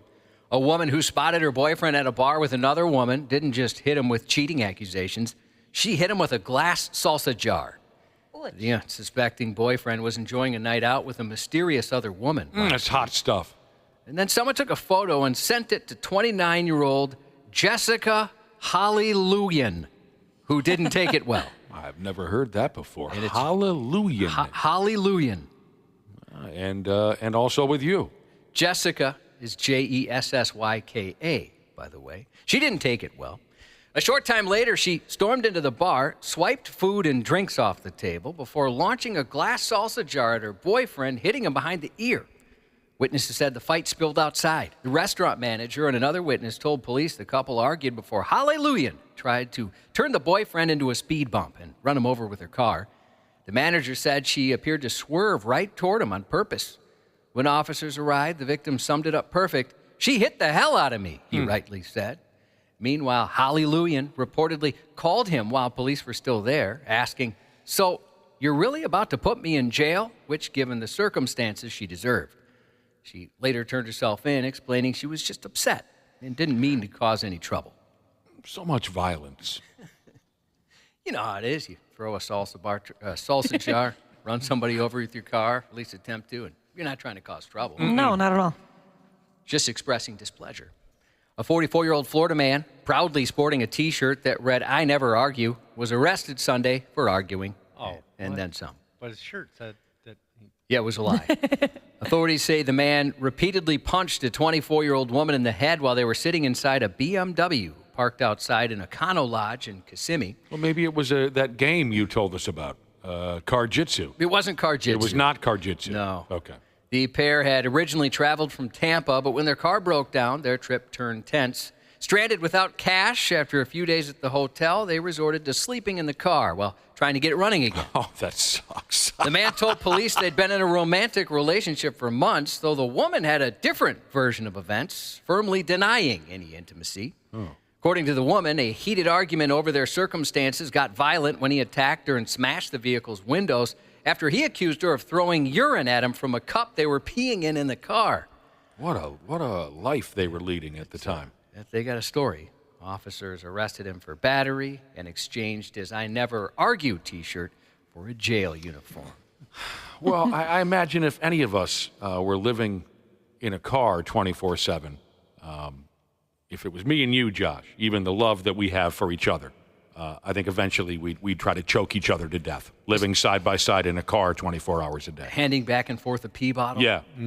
Oh, varying gross. perceptions of our relationship and how romantic it without is. being clear on what our relationship Gotta means. set some boundaries. Don't you think we'd end up killing each other? I don't think so. Okay. I think if there's anybody I could be trapped in a car with, it'd be you. All right, fair enough. Even with the gas? Gas? What gas? If somebody has some gas, that could cause some tensions in a small car. No, I like it. Oh, okay. Yeah. Oh. I crave it. All right, I got something for you. Let me come into your studio. Get in my nose. No, his, not yours. Police in Indiana responded to an indecent exposure call, but left with a meth bust instead. Just before 9:30 Thursday night, officers were called to the Moto Mart in Evansville after a man reportedly strolled into the gas station like Dana sleeps, completely naked. Hell yeah. By the time police arrived, 39-year-old Christopher Wolf had taken refuge in the bathroom. A witness said he had walked through the store wrapped in a sheet after an unfortunate, quote, accident. When officers confronted Wolf, he managed to put pants on but no shirt. He was sweating, unsteady, and not exactly exuding sobriety. A search turned up meth and 2 glass pipes, sealing the deal and leading to his arrest. The meth made him diarrhea on himself? Something. He had some sort of action. And then he had to put those pants back on.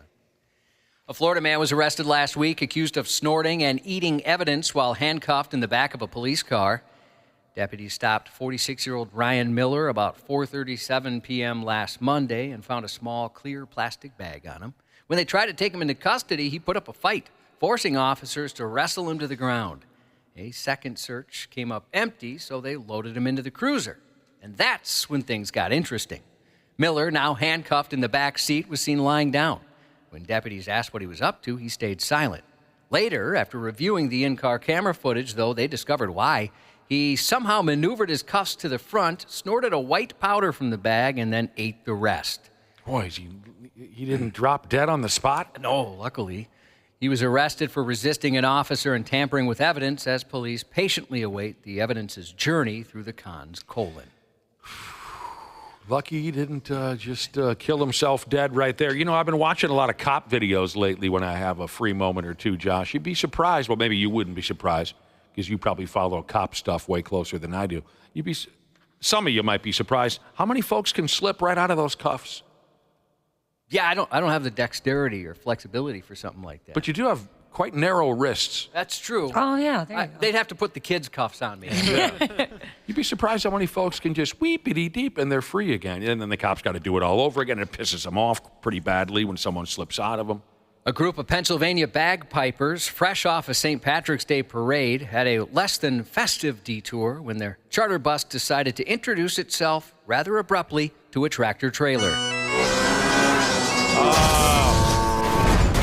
The Greater Scranton Black Diamonds Pipe Band was on its way home when the unexpected performance of airbags and seatbelts kicked in. This happened last night just after 6 p.m. when a bus carrying a bagpipe music group landed on the back of that semi-truck. Local officials say one person became trapped after the crash and several others suffered numerous injuries. The victims' conditions remain unknown. The cause of the crash is still being investigated. Fortunately, despite the dramatic finale, everyone is expected to make a full recovery. My damn. As much as I dislike bagpipe music, I sure hope those folks are all right. Yeah, I think a couple of them got hurt pretty decently, but it sounds like everybody will be okay. And a couple of them were still able to perform, although they had solo shows. Really? They didn't get the group together. Oh, thank God they could still Well, perform. one is still too many in my book, but... The stand-up special Bert Kreischer Lucky premieres today on Netflix. Did you know Julius Caesar was a real person? Okay, I didn't know that one. We're at a big tour, and they're talking about Julius Caesar and Cleopatra, a bunch of fake names. And I hit my daughter, George, I go, yo, is he a real person? And she looks at me and goes, that's a great question for the group, Dad. Kreischer will be on Kimmel tonight. Is he still doing his act without a shirt? Yes. In the for Christ's sake. He is. 93X, holiday stations. I got to say, I hear what you're saying, but if I went and saw him live and he had a shirt on, I would be disappointed. Yeah. He's gone too far with it at this point to put it back on. 93X holiday station stores and Red Wing shoes, fueling your chance at free gas for a year once again. Tune in weekday mornings at 9 a.m. and again at 3 p.m. for a keyword to score $93 in free gas. Win that and you're in the running for the grand prize, free gas for a year. For more info, look for the free gas icon on 93x.com. Alice in Chains guitarist Jerry Cantrell, 59 today. Mike Rowe, host of Dirty Jobs and the narrator of Deadliest Catch, 63. Happy 41st birthday to Goat Trucking Jesus, bustin' ass at Dakota Bulk from Beavis. And happy birthday to Unlucky and Wisco Jesus from Unlucky and Wisco Jesus. And that's 93X News. Randy Shaver. Foot that ass, foot that ass, foot that ass. On the Half-Assed Morning Show. That is really unnerving that something like this that summer, could happen here. My dad. Ain't nobody athletic ever been in the league, and nobody could jump and all this. I'm like, whoa, what are you talking about? And so, bruh, you slow down. And so I had to just hit him, like, look, man, talk to me when you want something. Because you show respect. That's all. Just show respect. Did Magic Johnson have a case of beer before he went on that podcast? That sounded pretty loose. That's how Magic Johnson speaks these days? Yeah. I think he was drunk. Randy Shaver is here. Janel Klein is too. Good morning. Good morning. The power couple that could have been. How's everybody? Good. Pretty good. Yeah, I don't know why folks got to bring up old stuff, old arguments. I suppose because it's fun. And you remember, in the summer leading up to the basketball season, Anthony Edwards made some silly comments about how he claimed nobody in league history can jump the way he can. Okay? Mm-hmm. And Irvin Magic Johnson had something or another to say about that back in the summer, and now it's been brought up again. He was on Byron Scott's podcast. Jesus, who doesn't have a podcast? And he was asked about Anthony Edwards saying that, Sure. The guys back in the day couldn't jump like I can. Which is not true. Of course it's not true. It's silly when he said that. Right. And Magic Johnson referenced guys like world-class prick Michael Jordan, Kobe Bryant, Dr. J, Clyde Drexler, David Thompson. And he's right. And you heard Magic say, look, man, talk to me when you've won something. Well, they didn't win last night. No. That was... What's happening? I didn't know that I had Is that Janelle? That I have the crowd. Janelle, was Janelle in pain? Janelle, are you okay? She's Is she expressing all right? her exuberance for being here. Right. I think she's in pain. Now, Magic last did also say, I just want to be clear, that Anthony Edwards is the most exciting player to watch in the NBA. Before he was critical of Edwards, Yeah, I'm not so... I guess I'm not sold on that either, but... On what? Fine. On Edwards being the most exciting player? I think, Shay, I know you hate it, but I think Anthony Edwards is a great player. I think he's got incredible potential. Yeah. I don't think he's the best shooter. Well, no. I would never say that either. I think Shea Gillis is the better scorer. I just think that certainly electric player, but I don't know about the most exciting player. Oh, well, I mean, we're talking about excitement. That it's kind of a vague topic to argue back and. Yes. No, I mean, I would never sit here.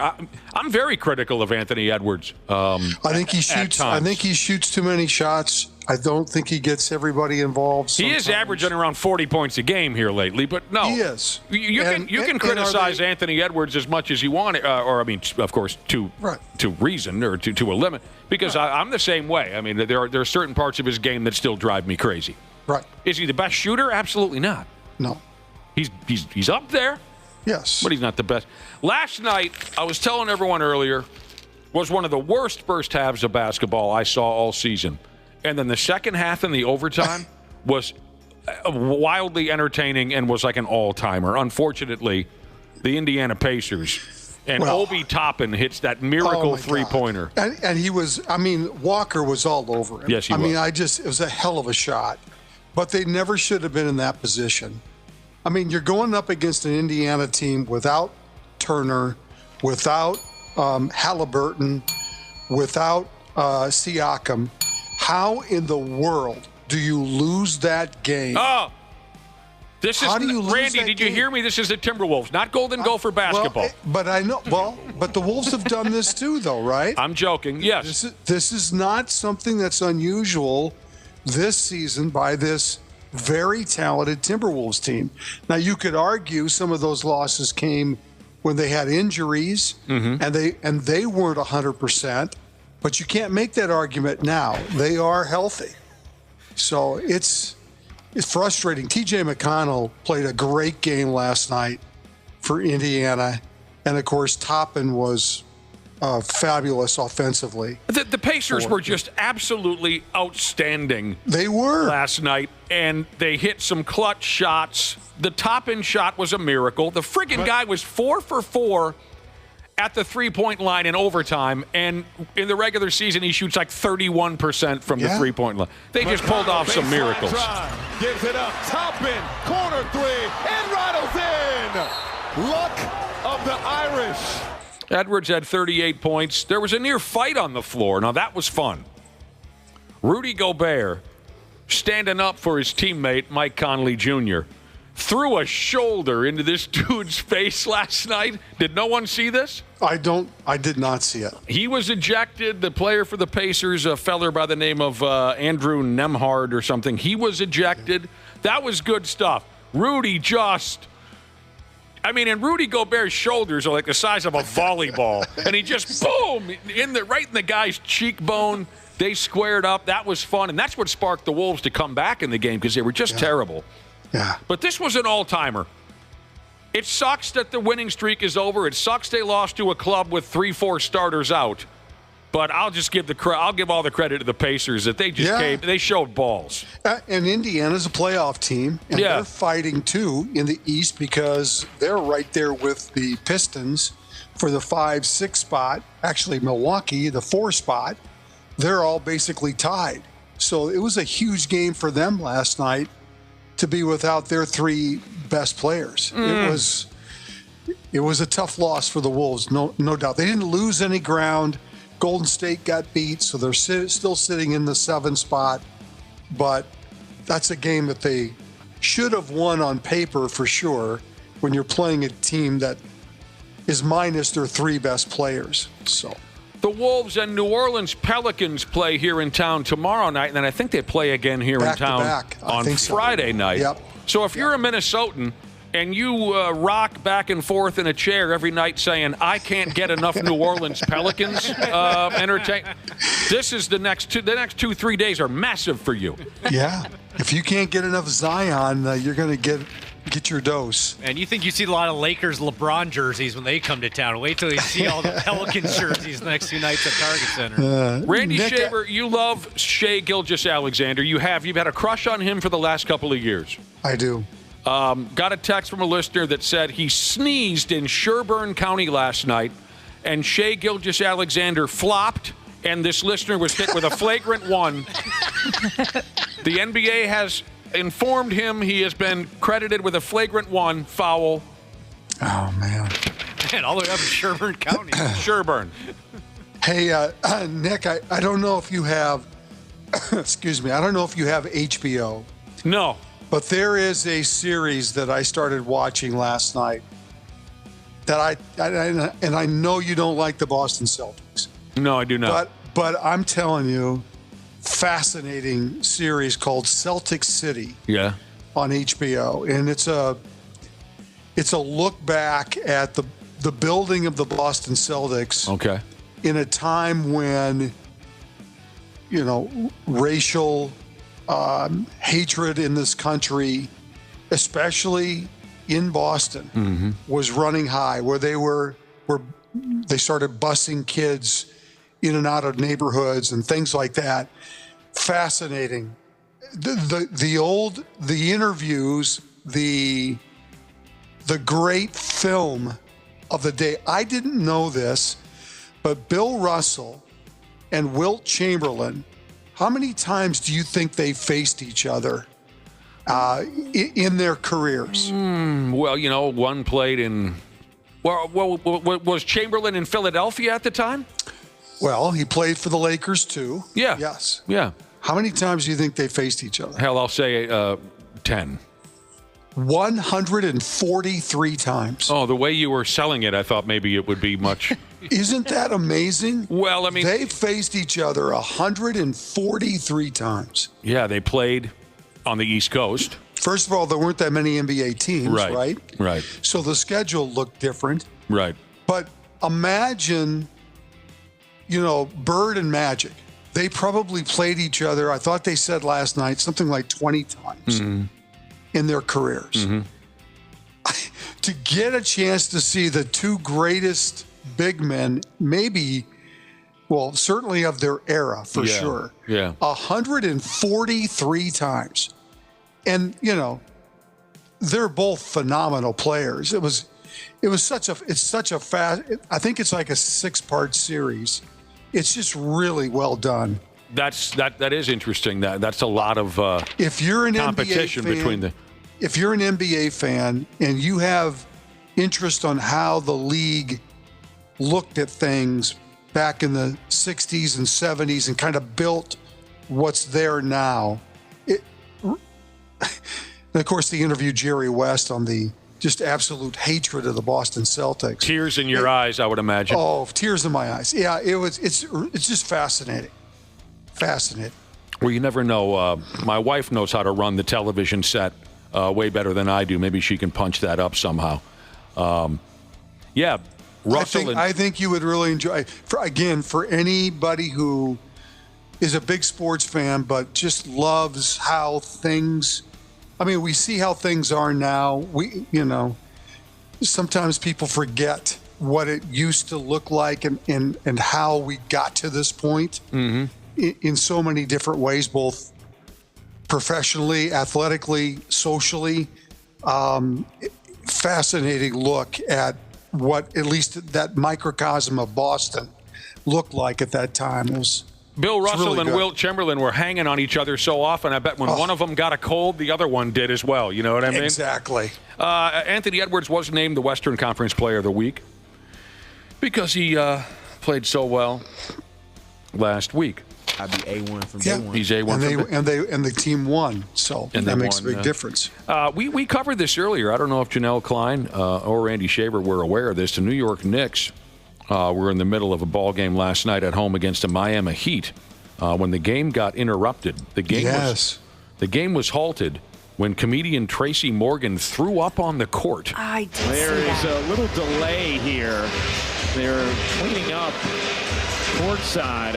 There he goes. He produced splashes a lot. That was bad. Folks say it was just gallons of vomit, like Gary in Team America World Police when he was drunk and upset about Lisa. He was sitting courtside, so he gets vomit all over the floor. It appeared his nose was bleeding, and he couldn't get up and out of the arena on his own. They had to sit him down in one of those wheelchairs. He goes to a lot of Knicks games. He's always courtside. Have you heard anyone, as to what the hell's going on? No. No updates. No. He was in a bad accident. Do you guys remember that? Yeah. So, Josh talked about it earlier. Yeah, so I wonder if this is maybe a result of some health issues, because I think he got hurt really bad. He almost died. Yeah. He's had a couple health issues since then. Okay, so maybe that's related. Mm. But how embarrassing. That's a scary. That is very scary. The first two of the 4 NCAA basketball tournament play-in games are televised tonight. Beginning is how you say it, at 5:40 on a channel by the name of True TV. Game 1, St. Francis of Pennsylvania. I've never heard of them. Versus, I believe, Alabama. I could be incorrect, but is it Alabama or Alabama Birmingham, Alabama something or another? I don't know. Followed by North Carolina and San Diego State. What we're doing this year, Janel Klein, you got a boyfriend? Well, Road Glide Jesus thinks Jose Canseco. He's looking forward. Are you dating anyone seriously? Jose. Are you back with Jose? Yeah, I mean, we're on and off. Okay. What we're doing, it's kind of a physical thing more than anything. Mm-hmm. Yeah. What we're doing this year is we're going to have our significant others fill out our NCAA brackets for us. Okay. Whoever finishes in last place has to buy everyone drinks and dinner and lap dances and whatever comes into play. So that way, if the brackets suck, we can just be overly critical of our partners live on the radio. That's a great idea. Yeah. I will absolutely have Jose do it. Okay. Have Jose fill it out. Yep. Mail him a bracket to C Block or wherever he's currently residing. Have Jose fill this out. Well, just give you a heads up. I'm expecting. Who cares about the play-in games, right? We don't care about the play. No, because they really don't count for I'll send you a text message, everybody. You'll have to email me a bracket by Thursday morning. It's going to be very exciting, Janelle. I mean, I'm trying to think about who I would guess would do the best in this. And I love all your partners. I just don't know if any of them are huge basketball fans. Jen is my wife. Okay, yeah. My wife is as well. She watches professional basketball. Okay. And she watches Golden Gophers with me. But I don't watch college basketball at all anymore. Right. When I was a younger person, we would spend all Saturday at the bar watching college basketball. I just don't do that anymore. I follow the Golden Gophers, and that's it. So I have no idea. I mean, I was telling Randy Shaver the other day, this Cooper Flagg, is that his name? Yes. Never saw it. I haven't seen the guy play, and he's the top player. So I think all of us are mostly clueless. I was telling the guys earlier that it took my fiance like less than 3 minutes to put it together. Sure. So I'm a little worried. Don't be worried. And I asked, I was like, what's your, strategy? And he said, Big Ten schools. All right. That's a good one. Randy is Rosie. Yeah. That's what I said, Randy. I said, okay. The Big Ten hasn't had the best history of the NCAA tournament. So. Randy, is Roseanne doing this? I think she is. I don't know when, but I plan to sit her down in front of a bracket, which will look Chinese to her, and see if she can decipher a bracket for us. Make it honest now. No help allowed. I won't. I promise. I understand the rules. It doesn't matter if you know who's who, Ashley. And I know some of you are going to say, again, with the Curtis, everything that comes up this morning, I can go back to my pal Curtis. I remember a number of years ago, we all were sitting at a bar filling out our brackets. Some guys had papers in front of them. Some guys had their computers in front, doing all this studying. Sure. Curtis filled it out in 30 seconds. He slapped it down in front of whoever was organizing the thing. And he said, did he go, I'm out? No. Seinfeld? He said, I'm taking Kentucky, whoever that is. And he ended up winning $500 or something. That's awesome. I told you before, the most knowledgeable person I know about basketball has never won a bracket. Sure. Yeah. He's a basketball coach. He knows everything about it. He can give you any stat, and he's terrible at it. I was saying this yesterday. My fiance actively avoids basketball. I think she last watched basketball in 1996, and that's why I guarantee I'm going to win. Ooh. 1996. Now, I think it was 95 or 96 the last time I all-out won a bracket. And it was all thanks to, and I get emotional when I talk about this. Curtis? It was all thanks. Good guess.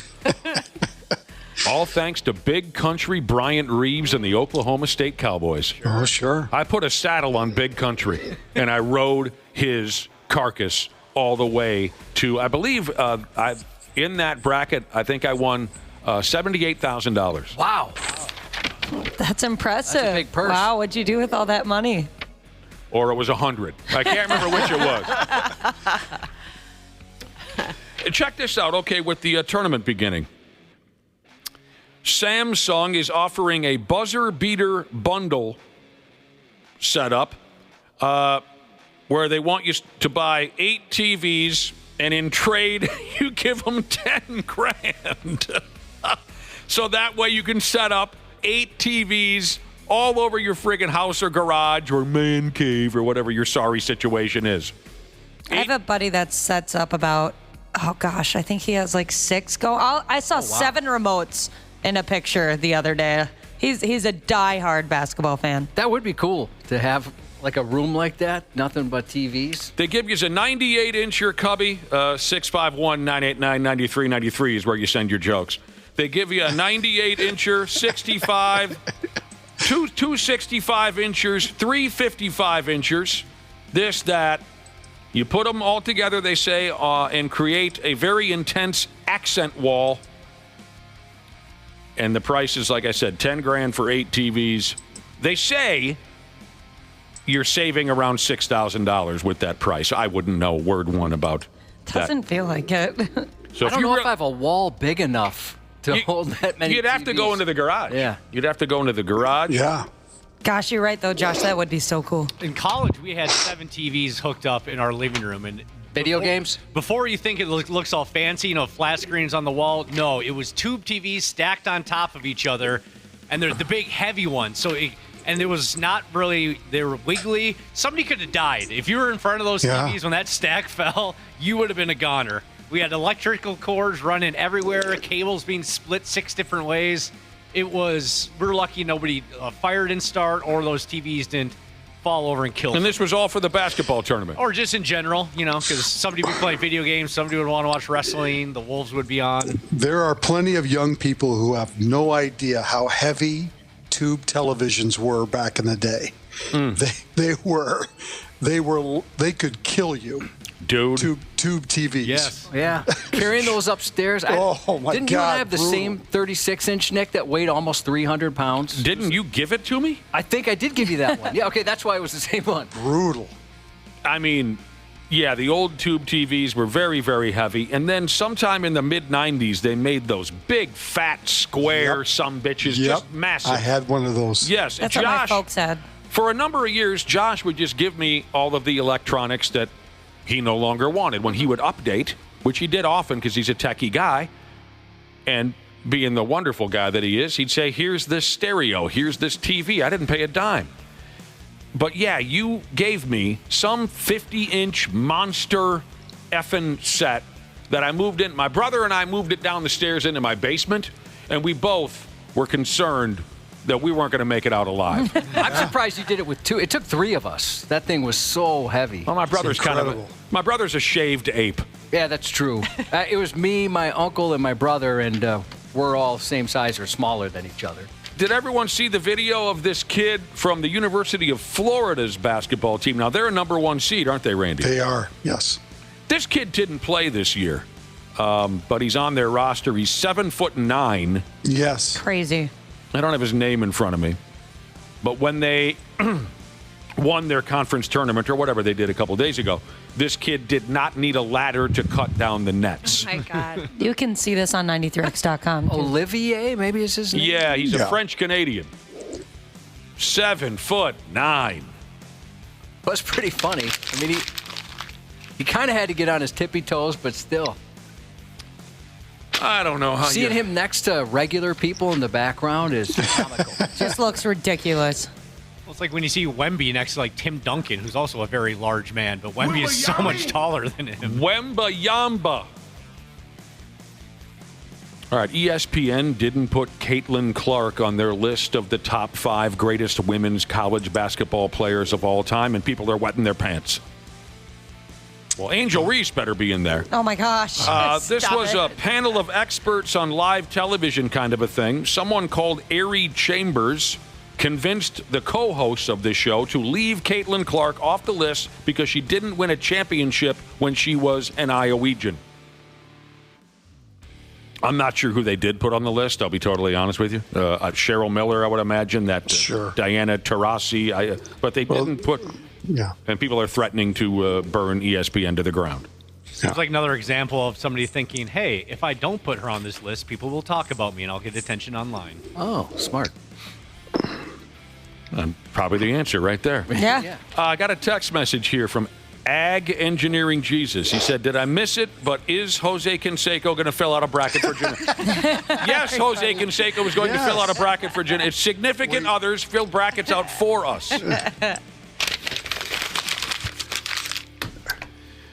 I'd be...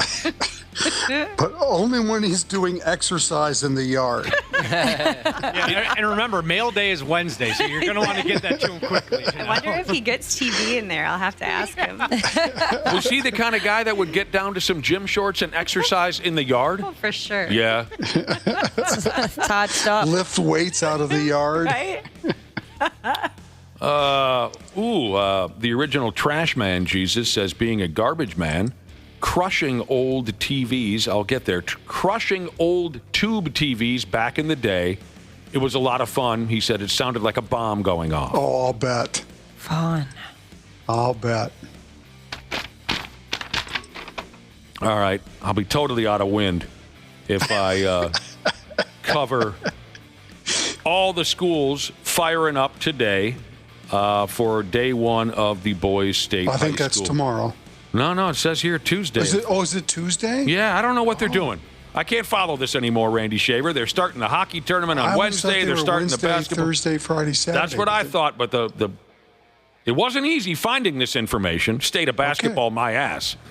It wasn't easy, but it says here they start on. Everyone's Tuesday. playing. on Everyone's Tuesday, including. Let's see here. Byron. I'm not kidding you. Oh, no. I'm not. They'll let anybody in the state tournament these days. You're not happy about that. They let anybody in. Byron is in town. Their families and friends and everyone.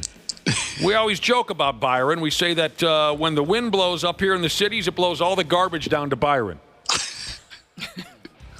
They're in town for the Class 3A tournament. Tweeterville's in there again. Really? Well, yeah, because all these Wayzata kids transfer over to Tweeterville, and then they make all the state tournaments. Who else made it? Oh, Wayzata did make it, despite all the kids jumping ship. Starts today. The boys state I love the boys state high school basketball tournament. Yep. Now I'm really motivated to somehow get my hands on whatever Channel 45 is. So there are 4 classes, is that right? Yeah. That's correct. Wow. Yeah. Channel 45. What was the name of that show again? Last Man Standing? Last Man Standing. Best show ever. Starring Travolta. There you go. Yeah, it was Travolta and Olivia Newton-John in Last Man Standing. The Pigs needed something good last night, Randy, and they got it. They beat the Los Angeles Kings 2-1, 3-1 if you count empty net goals. Couple of late goals. Matt Zuccarello scored the tie-breaking power play goal with just a few minutes left in the hockey game. Hartman, goal and an assist. Spurgeon had a couple of assists. Big old Phil, the goalie, 28 saves. Darcy Kemper in goal for the Kings, who had shutouts in his prior 2 games, had 19 saves. If you're an old-time Pigs fan, you remember Darcy Kemper.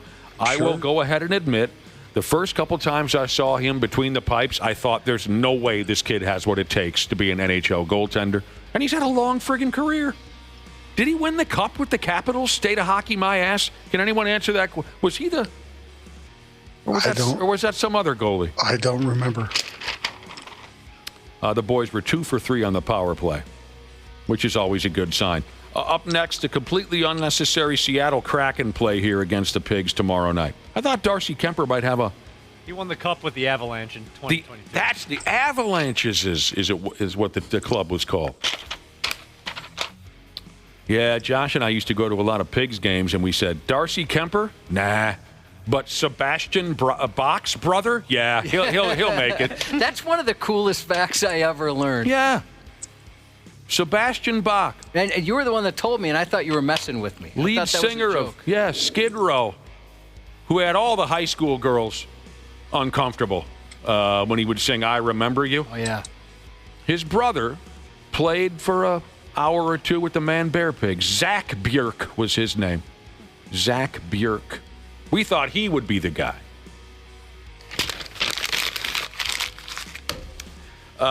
Pigs head coach Gene Snitsky did give some sort of a half-ass injury update on Brodin and the Russian kid and Eriksson Ek, and none of it was good.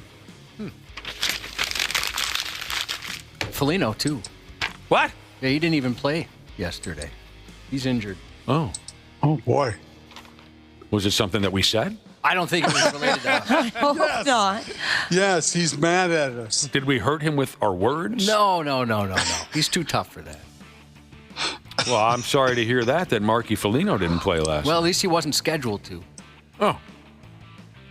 Oh, right here. Here's a text from I'll Always Walk with Elias Jesus. Marcus was out last night and someone stole his empty netter. Yeah, it was Johansson or whatever that kid's name is scored an empty netter last night. I think I have that. So that should have been Marcus's empty net goal. He's not going to get there, is he, Marcus? Well, I don't know. He's running out of time. 12, 13 games left, and he needs how many more empty netters? Like 4 or 8. 5? I thought I needed like 8. Okay. I can't remember. The Twins announced their home opener plans. Anyone going down to the opener? I was thinking about it, but I keep going back and forth. I used to always go to the opener. And then I got old. How about them opening up in St. Louis? I don't think I've ever, obviously. Usually they open up on the West Coast or Toronto, someplace indoors. They're opening up in St. Louis next week. Let's get back to this in just a minute. Janel Klein, did you ever see Sebastian Bach sing I Remember You on a music video? I mean, I'm sure I did. I remember the song. Do you remember him staring into the camera? You do remember the song? I remember the song. I don't remember the video. Okay. Do you guys ever watch these videos on YouTube, these reaction videos? Yes. Sometimes. Where someone... They're horribly depressing? Well, just seeing a kid that, he's playing a Super Nintendo, something you know so well, and he's acting like it's from 1948. Well, sometimes they have, singing coaches and stuff like that. They critique the singer. Well, There's all kinds of different ones. You're thinking video games. You're always thinking video games. Like Iron Maiden or something live, and they've never even heard of Iron Maiden, and their mind is just blown. It can be a lot of fun. Some folks cry their eyes out. Yeah. So... I've seen a number of these videos. I've seen, older people react to the Bee Gees for the very first time, and they cannot believe that it's real. When you hear the Bee Gees sing How Deep Is Your Love, or what was the other one? Nobody gets too much heaven no more. And they begin crying. They can't believe how beautiful it is. But one of the reaction videos that I've seen is women watching Sebastian Bach sing I Remember You for the first time, and they go, this is the most beautiful human being I've ever seen in my life. Yeah, that's true. And they fall in love. So I was wondering, do you have a computer in front of you? You have a phone? I am looking at him right now. Watch the video. Look from 1989, not today. Got, some intense eyes. He just he'll stare right through your clothes, and he'll see your boobs. Turn on the video. I want to be here turn on the video on your phone. I want your reaction to him singing that song. Hold on, because I accidentally also called up 18 in Life. Well, that's a good one, too. Yeah. But in I Remember You, of course, he's being much more... romantic. Yes. Then in 18 in Life, he's singing about a kid getting shot to death. In I Remember You is... I'll just skip to the end so you can see how he looks at you. Okay. The hair. Yeah. Yeah. Would you fire him into the tall grass if you had a chance? I mean, probably not. But I'm with you. No, not really. I hope they don't have the radio in Jose's jail right now, because he's a very jealous man. Right now, he's started busting out lat exercises or something. Yeah, okay, so I mean, you're watching the video? I get it. I get it. My God. The girls used to just... Oh, she just sighed. Yeah. She sighed. Okay, so tell me again, his brother played for the Wild? He and his brother played for the Wild. I'm kidding. Yeah, yes. His brother was a goaltender who made it into one or two games. We saw him play in the preseason. He was what's the word they use in the business, Josh? A prospect. Mm-hmm. So there you go. Was his brother good looking like that? I don't remember. He had a goalie mask on. He had a mask on his face. And Janelle, when you get a minute, maybe get a look at Sebastian these days. Yeah, don't ruin it. Yeah, that's not great. He lived a hard life. Hey, yeah. And also, don't listen to Sebastian these days. No. Keep the positive memories. All right, back to the Twins' home opener plans. Just over 2 weeks away, April 3rd, they play the Houston Astros. Lots of activities is how they say it here in this article you can enjoy ahead of the first pitch. Breakfast on the plaza between 6 and 9. They always do that. Live music from Sebastian Bach, I believe. Wow. Breakfast on the plaza. They'll hand you a hot dog 6 o'clock in the morning. I've always wanted to do that, but, work. We used to broadcast from it. It was a lot of fun. Tony Oliva and Kent Herbeck will open their respective entrances by 1 o'clock. Game time's at 3, if I didn't say that already. Sorry. So they'll crack the gates open. What happened? She showed me a picture of Sebastian Bach. We told you not to look now. And I shouldn't make fun, because I enjoy it when a celebrity actually allows themselves to age. I shouldn't have even made a joke about that. That's a good point. And the guy's got 100,000 miles of cigarettes, beer, and women on him, for God's sake. It was just a little bit of a jump scare. It's different. So I shouldn't have even said that, because it's wrong and it's overly critical the way people are when they don't even allow a friggin' person to age. All right. I mentioned Tony Oliva going to crack the gates. First 10,000 fans get some kind of beanie. You pull that over the top of your head. You walk in. The ceremonial first pitch will be thrown by Nelson Cruz, Randy Shaver. Yeah. That's so cool. I love him. All right, I'm buying tickets. One of the highlights of my... go ahead, Randy. I'm kind of surprised they don't invite him to spring training to be a part of when they bring like Carew and those guys down there. Yeah, I don't know. He's... doesn't he have he got a job? I thought I read he had a job. Oh, he does? Yeah. What the hell? It was something big, too. Does he work for a team? Yeah, or the league.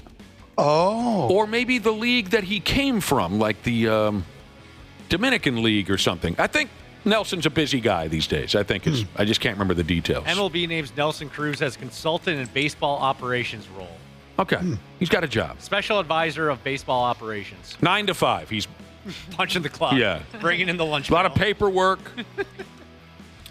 The Star Spangled Banner will be sung by, and this is something that I am connected to in a way.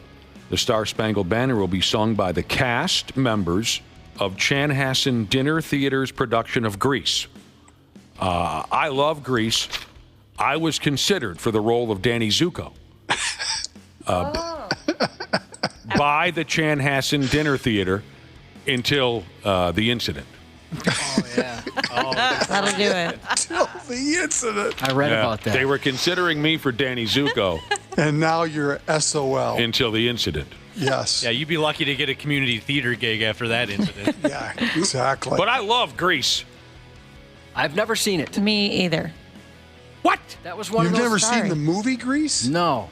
It was one of those in high school that everybody kind of watched. I think just because it was so hyped. Come everybody on. fake liked it back I don't like singing like that. You don't like singing? I don't. What kind of singing do you enjoy? Like, I mean. You don't like musicals? No, not at all.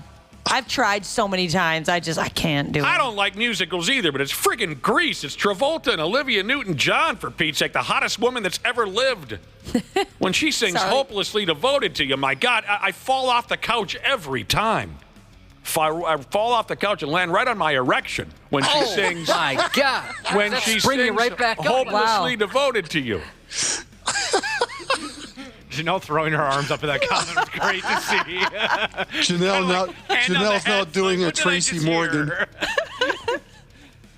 She says, my heart's not the first one that's been broken. Oh, you're damn right it ain't.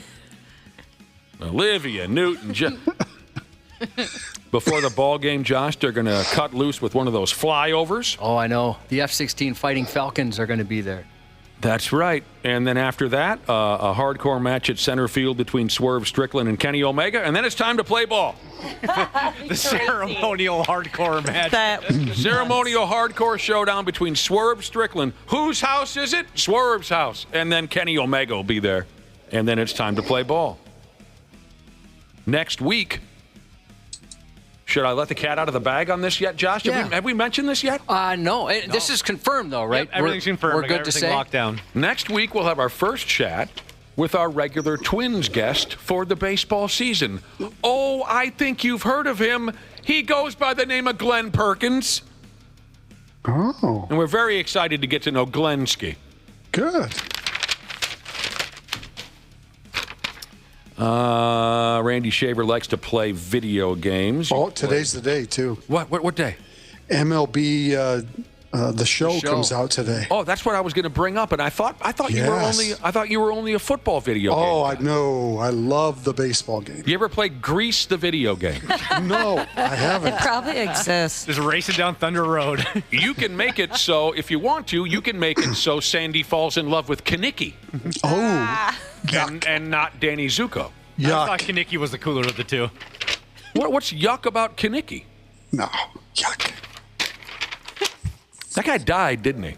I think he did. Wheeler. There is a Grease video Wheeler game. was his character on Taxi, for Christ's sake. What was his real name? Jeff Conaway? Jeff Conaway. Jesus Christ, I called him Wheeler. Can you make her fall in love with Frenchie? Oh, man. I mean, how detailed does the game get? Frenchie is adorable. She is. There is a Grease video game? Yeah, it's a music party video game for the Wii and then Nintendo DS. Friday night, everybody. My house. Are you serious? Yeah. Oh, I'm looking at the picture of it. That's hilarious. If you think I'm not having a party this Friday where all of us will do what again? We will play the Grease party game? Grease, let me get it correctly. A music party video game. Janelle, so it looks come like on. you dance like they do on the game. Heck yeah. I'm in. Janelle, I know you have a poodle skirt. I have a friggin' black leather jacket that says T-Birds or whatever on the back, and we're going to make this sumbitch happen. This does look pretty fun, actually. I would love this, or love to do MLB The Show. Comes out today. Thank you, Randy. I thought you were only a football guy. No. And love this game. They say this is the best it's ever been. Oh, I'm excited. That is exciting because a lot of these sports games just kind of plateau. It's the best sports game. Like Madden over the years, people say like it's just the same game. I can't play Madden. Yeah. Can't play it. It's just not interesting to me. This game, though, is, and I'm curious if, like, they'll have Oakland playing in the Sacramento ballpark, if they'll have Tampa playing in the Yankees AAA ballpark. Okay. Yeah, I'm excited. I hear it's the best. I wonder if Royce Lewis will make it through April in the game. What? Cold-blooded. Oh, my God. Come on. The game's more ready to ship. They had to do a last-minute update because Royce already blew up. Janelle, we are going to hand jive until we collapse. Until we collapse. She's getting scared. She doesn't know what that means. The first time I saw Grease as a 7-year-old kid or whatever, I thought it was so much fun, of course. My God, is this really Nick talking? I love Grease. Wow. It doesn't seem like something you'd love. It doesn't, no. Now, okay, if Olivia Newton-John had nothing to do with it, I likely wouldn't be speaking like this. Sure. Okay. Sure. But when I was a young kid, the first time I saw it, singing and dancing, whatever, you're a little kid, I'm entertained by that. And then when it comes to the competitive dance scene in the movie, and I recognized who the band was. The band was Sha-Na-Na. And when I was a kid, I thought Sha-Na-Na. Even before the Monkees and Kiss came along, I thought Sha-Na-Na was the answer to all of the world's problems. I loved them. What television show were they on all the time? Did they not have their own television show? No, I don't think they had the Brady Bunch all the time. No, I don't remember them being on the Brady Bunch. But Bowser was my hero. Some of you older folks know what I'm talking about. I don't even know if this is a band. Yeah, they were like a 50s doo-wop type of a band. Oh, greasy hair, Oh. Were they on the show with Fonzie and those guys? Happy Days? Were they part of Happy Days? If they were, I don't remember. But I mean, so that put me over the top as a 7-year-old. I love Sha-Na-Na. Not only I was immediately drawn to Olivia Newton-John, but then Sha-Na-Na is part of this friggin' setup? I mean, I was dedicated from then on out. Yeah.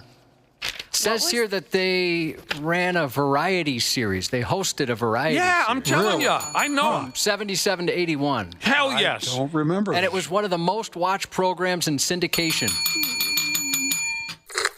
Hi, podcast friend. Sorry. Looks like we played some music on the show today that we need to remove. I don't get it either. My apologies for this brief interruption. Thank you for listening to the podcast. And now back to the show. This is Sha-Na-Na singing something? Yeah, this is a song from Grease, according to... Oh, I don't recognize this one. Those Magic Changes? That's the first one that came out. I don't recognize that one. Those Magic Changes. Oh, my... That's when you're growing up, Janelle. Yeah. In case you were wondering. I remember those days, yeah. I was born to hand jive. You were friggin' born to hand jive.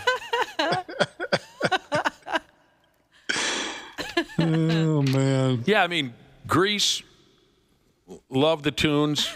Blues Brothers, love the tunes. That's also, it's a musical. Blues Brothers fans don't want to admit it, but that's a musical. They're just dancing their asses off. Get some cardio in before Friday, Janelle. And that's solid right there, isn't it, Cubby? I like it, yeah. Nick, absolutely. Are you a good dancer? No. You're not? No. I picture you as a really good dancer. Never was. No, I but can't. You could do those moves. I can do the hand jive. Yeah.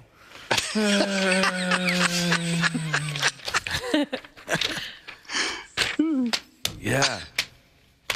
What about the music from the Blues Brothers? I mean, when Ray Charles, the greatest musical performance in movie history is Ray Charles and the Blues Brothers performing Shake Your Tail Feather. Greatest musical performance in movie history. All right, we got to get going. There's some other things we can talk about. We got all week to talk, Randy Shaver. I know we do. Don't be so greedy. I'm not. Hogging up all of It's Janelle's time. We'll talk to you tomorrow there, brother. See ya. More with Janel Klein when we return on the Half-Assed Morning Show. The 93X Half-Assed Morning Show. Hey, you beautiful podcast listeners. Seriously, you folks are the best. We don't tell you that enough, but you are. And we couldn't do this without you, and we couldn't have a podcast if it weren't for our friends at Standard Heating and Air Conditioning. Right now, you can save up to $7,500 on a mini-split ductless system or a high-efficiency heat pump combo with Standard Heating and Air Conditioning. I know those are some fancy terms, but what it really means is they're going to make sure you're comfortable in your own house. And get this, they even take care of that rebate paperwork for you. Visit standardheating.com to lock in your deal and enjoy the show. And seriously, you guys are the best. If you're listening to sports, if you're looking for an edge rusher, looking for a run stuffer, you're looking for a big-time player in the middle of your defense, you're in luck. Mixed with pop culture, sprinkled with celebrity interviews. You hated the title Everybody Loves Raymond. That's true. Is it appropriate for you to tell people to hurry it up? It's appropriate on Curb Your Enthusiasm. Bill Burr is here. I want to know who you defeated to get that title as best dad ever. I'm the Gonzaga of dads. And you're enjoying the Rich Eisen Show podcast. Follow and listen on your favorite platform. KARE 11's Janel Klein. This is the 93X Half-Assed Morning Show. Ah, boy, here we go. Looks like we played some licensed music on the show today, so we need to take that out. But since we're here, thank you for listening to the podcast. And you know what? I love you. I appreciate you listening. Yeah, we're rolling. Still rolling here on the 93X Half-Assed Morning Show. It's all the way up to 8:34 on a Tuesday with Janel Klein in studio alongside the rest of us. I lost my mind a few minutes ago talking about music and movies. A couple of musicals that I love, Grease and the Blues Brothers. Those are likely the only musicals I've ever watched. I annoyed everybody. I get excited when I think about the great songs in these great movies. So I apologize for blowing up. Josh, I'm sorry I blew up. Oh, I like it when you blow up. But, I mean, I'm a sucker still to this day, like, say, the Blues Brothers. And I've watched it probably in the neighborhood of 500 times now in my life. When I watched the Blues Brothers, and who was that old guitar player from way back when? There's that scene from the Blues Brothers where they're all traveling in the Bluesmobile. I know someone can help me out here, 651-989-93. In the intro to that one song where the guy says, I was laying in bed one night, and I heard Mama and Papa talking. And I heard Papa tell Mama, let that boy boogie woogie. What song is that? And then they go into that guitar. I know some of you know what I'm talking. Every time I watch the movie and that scene comes up and that music hits, I get a chill. I heard Papa tell Mama, let that boy boogie woogie. 651-989-9393 if you know. Boogie Chillin' by John Lee Hooker. John Lee Hooker. God dang. So again, I'm sorry I blew up, but on the topic, I have in front of me the 10 songs that have been used the most in television and motion pictures. Anybody, I know, Janelle, you don't watch a lot of television or motion pictures. Anybody want to guess any of the top? I really thought I'd see some different results here. But how many movies and television shows are out there, for God's sake, that I've never seen? Anybody want to take a guess? Just one song that you feel might be in the list of the 10 songs that have been used the most in TV and movies. I'll tell you this much. There's 2 or 3 on the list. These are songs that I absolutely cannot stand. Well, there's one in particular that I can't believe made this list. Want me to start from number 10 and go to, you holler at me, Josh? It's a group of tied songs, and I've certainly heard it as a joke, but I was surprised it was on this list. What about Eye of the Tiger? That's just kind of the one movie That's or the a one good series. guess. I don't even know what movie that is. Rocky. You are no longer an American citizen. Congratulations. I'm so sorry. Congratulations. You admitting that you don't know what I just Rocky, heard it in action movies. Rocky 3. Really, I would imagine I've only heard that in Rocky 3. Yeah. But I don't know. Survivor, of course, the band Survivor. Great song, huge song when I was a grade school kid. Oh, I'm thinking of what it's in all the war movies, and it's gonna bother me that I can't think of its CCR name. song? Yeah, like Fortunate Son or something like that? Yeah, I think so. Not on the list, but sure. When you watch the movies about Vietnam, they often play those 60s rock songs, a little bit of Rolling Stones, some CCR. Gets me going. Things like that, yeah. It does. It does that for me, too. All right. An interesting stat. Since the 1950s, the decade whose music has been used the most in movies and television shows is the 80s, which doesn't surprise me because the 80s produced the greatest music of all time, and nothing has come close since. The worst performing decade is, well, the current one.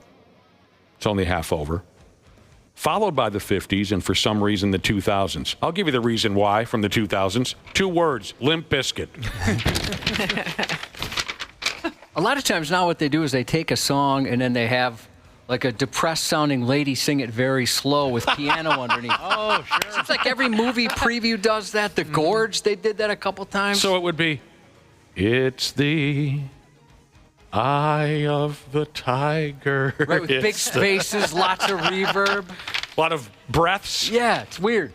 All right. So many movies and shows are doing that now. Here we go. The I Can't Stand This friggin' song. Oh, God. It's tortured me from the word go. The 10th most common song used in movies and television is the friggin' Pina Colada song by Rupert Holmes. I have a soft spot in my heart for that song. No, you do not. In high school, my girlfriend, this is back in the day, I'm dating myself, burning CDs. You'd make mix CDs for each other. Sure. She would always make me mixtapes, mix CDs with songs I liked, and then she would always put this one on as the last track. That was like her little signature thing. And I just, when I hear it, I think of her, I'm like, that was cute.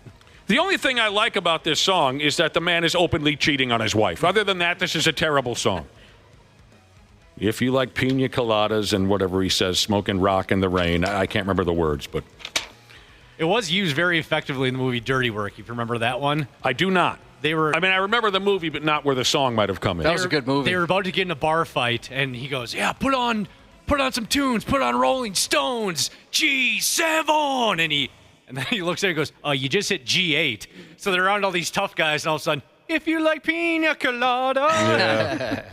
Remember, here's a tie in the 8th spot here. Of course, Let's Get It On by Marvin Gaye. You know, so many sex scenes. My parents and pardon me? My parents love this song. Grosses me out. I'm not trying to. This grosses you out that your folks. This is their jam. Well, they got it on, for Christ's sake. How many siblings do you have?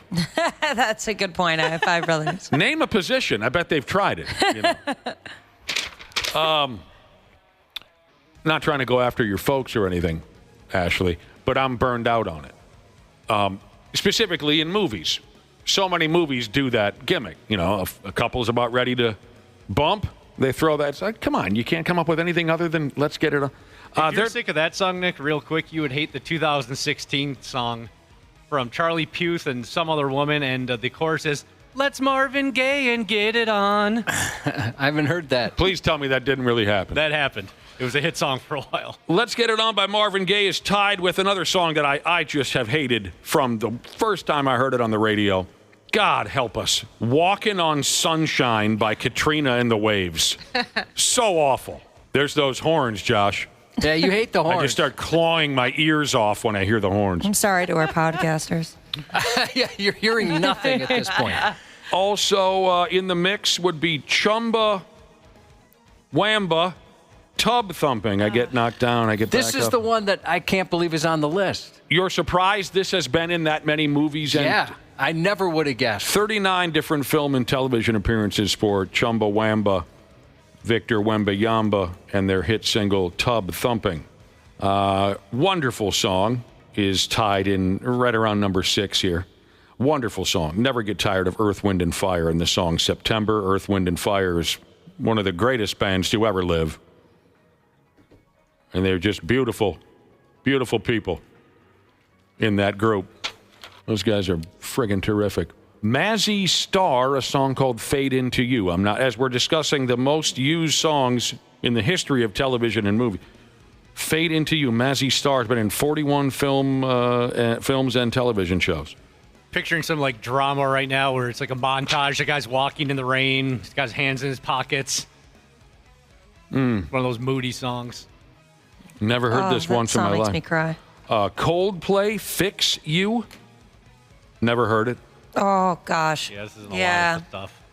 42 film and television appearances. This is the first time I've ever heard Coldplay. Oh, you've never heard this one, huh? Never heard any of their music ever. See, I hate this guy already. He's actually a pretty funny dude. I've seen him interviewed a couple times. He's got a good personality. Is he English? Yes. Of course very he much is. So. I recognize the title, but there's no way I could sing you the song. Etta James, an old-timey song called At Last. Classic wedding song. You like that one, Janelle? I do. Yeah. Do you and Jose have a song? Yeah. Baby got back. Someone texted it. We were talking about Janelle's boyfriend, former big league all-star Jose Canseco. Someone texted in earlier and said, if you get tired of Jose, could he be Hose B? The second most, this really surprised me. The top 2 really surprised me because I know the songs. And again, I don't watch a lot of television or movies, but no way I could have told you this. The second most used song on television or in movies, I was in high school when this came out, Salt and Pepper and their song Push It. That was a big one at my high school dances. Womp, womp, womp, womp, womp, womp, ba-da-da-da-da. Number 1, Montel Jordan, This Is How We Buy Damn Do It? Really? That's number 1. Yeah. Sports movies? I don't know. I have a theory on why he got to be number 1 in this list because an artist, they have to agree to let you use their music and you got to pay them. And I'm guessing Montel Jordan's like, yeah, $50? Yeah, go ahead, use it. I don't care. I'm guessing it's not too expensive to get the rights to a Montel Jordan song. Yeah, for there your could be something movie to or that. TV show. Do you know what he's talking about, Janelle, when he says this is how we do it? No. He's talking about partying. Oh, okay. Yeah. That's how they do it in his neighborhood, on the west side, I think. West side. How did you do it in Faribault? Describe for us a Faribault party. Oh, God. Behind a gas station? Well, Yeah. I mean, it was, Bunch of goth kids in a cemetery, or what goes on down there? I would say more like someone's uncle's field or something. I don't know. God, You have a lot of- kids in a cemetery. Did you have a lot of those field parties with bonfires? And Yeah. kegs. Kegs? So there you go.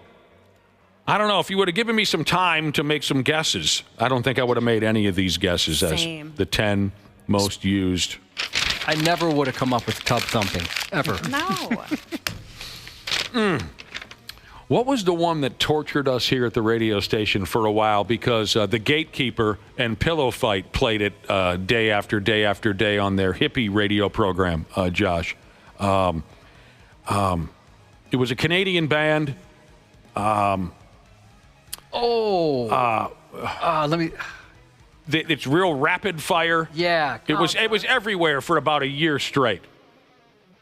They were the Bare Naked Ladies, and the song was called It's been 1 week since you looked at me. 1 week, yeah. Chickadee China, the Chinese chicken, had a drumstick and your brain stopped ticking. We saw them play live. Oh, that's right, we did. The NHL All-Star It was game. terrible. They were bad. Yeah. The NHL All-Star game was terrible, and the live music was terrible. Both that.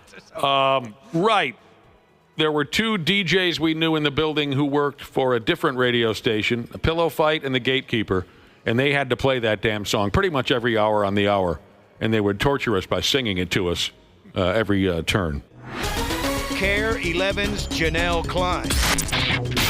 This is the 93X Half-Assed Morning Show.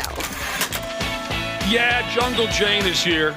Janel Klein is here. We got to wrap things up here momentarily. Dana, are you all ready to dump out that keyword for the free gas? Bet your ass I am. Because you know what's going to happen if you screw it up. We're going to pull you out of the studio and kick your ass. Again? 3 days in a row. In a few minutes. Well, now we have a reason. Be listening for that keyword. We're giving away free gas. It's a beautiful thing. Like I said, we got to get going. But before we go, Janelle, I'll text you. But remember, we're all filling out brackets for the basketball tournament. Yep. We're all using our significant others, so get a hold of Jose Canseco. Okay. And no one cheat. Don't be filling out the thing, and helping your significant. We want to keep this as fair as possible. I was reading, Josh, this is a little different. I mean, filling out a bracket is a little different than, say, a card game or a board game. 14% of people will cheat while playing card games or board games against friends. When I was a little kid, I had a problem with that. You did? Yeah. Can you tell the story? Well, is there a good story behind that? When you were a little kid? No, I just, for whatever reason, I am no longer competitive. I don't care if I win or lose anything. But when I was a kid, it made a difference to me. And okay. I had a temper when I was a kid. My mom essentially talked me out of it. I owe her a lot for getting rid of that temper. But yeah, I wanted to win, and I cheated left and right. Okay. I mean, to the point, like Rubik's Cubes, I'd peel off the stickers and say, hey, look at this. They're all like crooked and nothing sticks in. I'd say, I'd solved this thing. How did you shake your temper problem, on a side note? Because I still have mine. So basically, my dad, rest his soul, had a very, very, very volatile temper. I mean, it took nothing to get him to explode. And she just pulled me aside and said, we love your father, but you can't have that temper. And so that was all it took, huh? That's all it was. She told me you can't have that. That's interesting also, because you don't listen to your mother anymore. But back when you were a child, you listened to her quite intently. When she talks now, all I hear is the sound of a cuckoo clock. Oh, dude. She opens her mouth. Yeah, I hear you. 14% of us will cheat in a casual game of cards or a board game against our friends. I rarely ever get involved in board games and things like that. Any of the rest of you? Are you dirty? No. No. I should be, though, because my wife and I were very competitive. We play a lot of cards, a lot of dice games. Talking about your current fiance. Yeah, my current fiance. Yeah, I don't know why you keep saying wife. I know. It's a week from Saturday, and I'm trying to. I hate the word fiance. It's What's the problem with the word fiance? It's been around a lot longer than you have. I know. I don't know. There's something sounds pretentious. I don't know why, but anyway. Well, you confuse us, because whenever you say wife, I feel. I think you're talking about your ex-wife. And I still have money that this isn't going to happen in the first place. That's true. There's time to back out. Yeah. Fiance, you guys are competitive with the board games, right? And we both want to win so badly that I'm surprised I haven't taken to cheating, because it is so glorious when I do, beat her in a game of Yahtzee. What was there a board game your family was enthusiastic about, Janel Klein? I remember when I was little, I used to play. Do you guys know the game Connect 4? Sure. Oh yeah, I love play that against my dad all the time and bet money. There was money on the line. Yeah, like a quarter. That is Don't so ever fun. play Connect 4 against Chuck Norris, because he can win with 3 moves. Me and my family used to always play Monopoly. I love that joke. The joke went nowhere. I like that joke. 3 moves is all it took. Yes, you played Monopoly? Yeah, and then I would play chess with my dad, and it always made me angry because when I was little, I could never beat him. Now I bet I could kick his ass. I get it. When you're kids, you're competitive. So you'd play your dad for a quarter in a game of Connect 4. Mm-hmm. You would lose. And then what, you turn the table over? No, Oh. God, no. I'm like Josh. There's nothing competitive about me. Really? Oh, gosh. Yeah, I hate Connect 4. I always lose. I refuse to play it with people because I am very competitive. And it just makes me so mad. I never get it. I don't know why. So you would be, okay, I just got done saying, when you're a kid, I understand. You want to win, you want attention, you want mom and dad to say, you won, you're the best, right? Because you're a stupid kid. And you think that. But as an adult, if you're cheating at card games and board games as an adult, you're a sad son of a bitch. It's kind of sad. Yeah. But Ashley, you say it says here, you must fall into line with this. 12% of people say they care a lot about winning casual games. Is that you? I care about beating my fiance when we play games because we're very competitive with each other. It's a lot of fun, but at the same time, it's very frustrating because he seems to win a lot. All right. And it's not fair. Maybe because he'd never beat my wife. And that's not a beating a wife joke. He would never beat her at any game at all. You know what? I want him to be humbled, so let's get it together there. Unless it's... If there's anything that involves being athletic... She is not an athlete. No, and she'll admit that, but there is no game she can be beat at. It's very frustrating that it's like you'll be down You'll be down, like, I'll have one Uno card left. I was going to ask you about when you flipped out playing Uno. No, it wasn't Uno. That was Dominoes. Dominoes, yes, Dominoes. So, yeah. Against your wife, you flipped out because she beat you. Yeah, I know I've got one card left. She has somehow 2 stacks of cards. She'll win. She always wins. Okay, so I can't wait for this bracket thing because I didn't know all of your partners are so competitive. And you can't cheat at the NCAA bracket. There's no way. No, you're either right or you're wrong. That's right. One of our partners gets involved in a big point-shaving scandal. That would be... She's got every ref's phone number in her phone. I see, and I think it's a young couple thing or a new couple thing that you compete over everything. Ashley and her fiance, Dana, and his fiance. My wife and I are not competitive over. Maybe the only thing we're competitive over is, who gets the last cookie. It could be. I don't know if she will be competitive in this situation, Janelle. Maybe. We will find out. But left-handed specialist Jesus said his oldest daughter, who's now 16, beat him at chess when she was 10, and he has refused to play her second. That's it. I'm never playing again. That's so cute. Well, aren't you special? You beat Dad. Okay, fine, you beat Dad. He's the grown one. Like when a dad stops playing his kid one-on-one in the driveway because he can beat him. All right. You are very competitive, Ashley. So is our guy, Randy Shaver. He is the most competitive person I've ever met. He's got a problem. He's got a real serious mental problem. So, even though his wife will be the one filling out the bracket, I bet he gets serious about this. I bet this could lead to some marital trouble. 100%. We've seen them chirp at each other. I bet if she gets beat, there's going to be trouble. And she just gets absolutely demolished, too. We got to get going, but damn, Janelle, we always appreciate you stopping by. I love you guys. Great to see you. Love you too. Rice County Bushlight Jesus texts to wish his smoking hot wife a happy 30th birthday. Hope it's a great one and have an awesome Tuesday. Hey, you beautiful podcast listeners. Seriously, you folks are the best. We don't tell you that enough, but you are. And we couldn't do this without you, and we couldn't have a podcast if it weren't for our friends at Standard Heating and Air Conditioning. Right now, you can save up to $7,500 on a mini-split ductless system or a high-efficiency heat pump combo with Standard Heating and Air Conditioning. I know those are some fancy terms, but what it really means is they're going to make sure you're comfortable in your own house. And get this, they even take care of that rebate paperwork for you. Visit standardheating.com to lock in your deal and enjoy the show. And seriously, you guys are the best.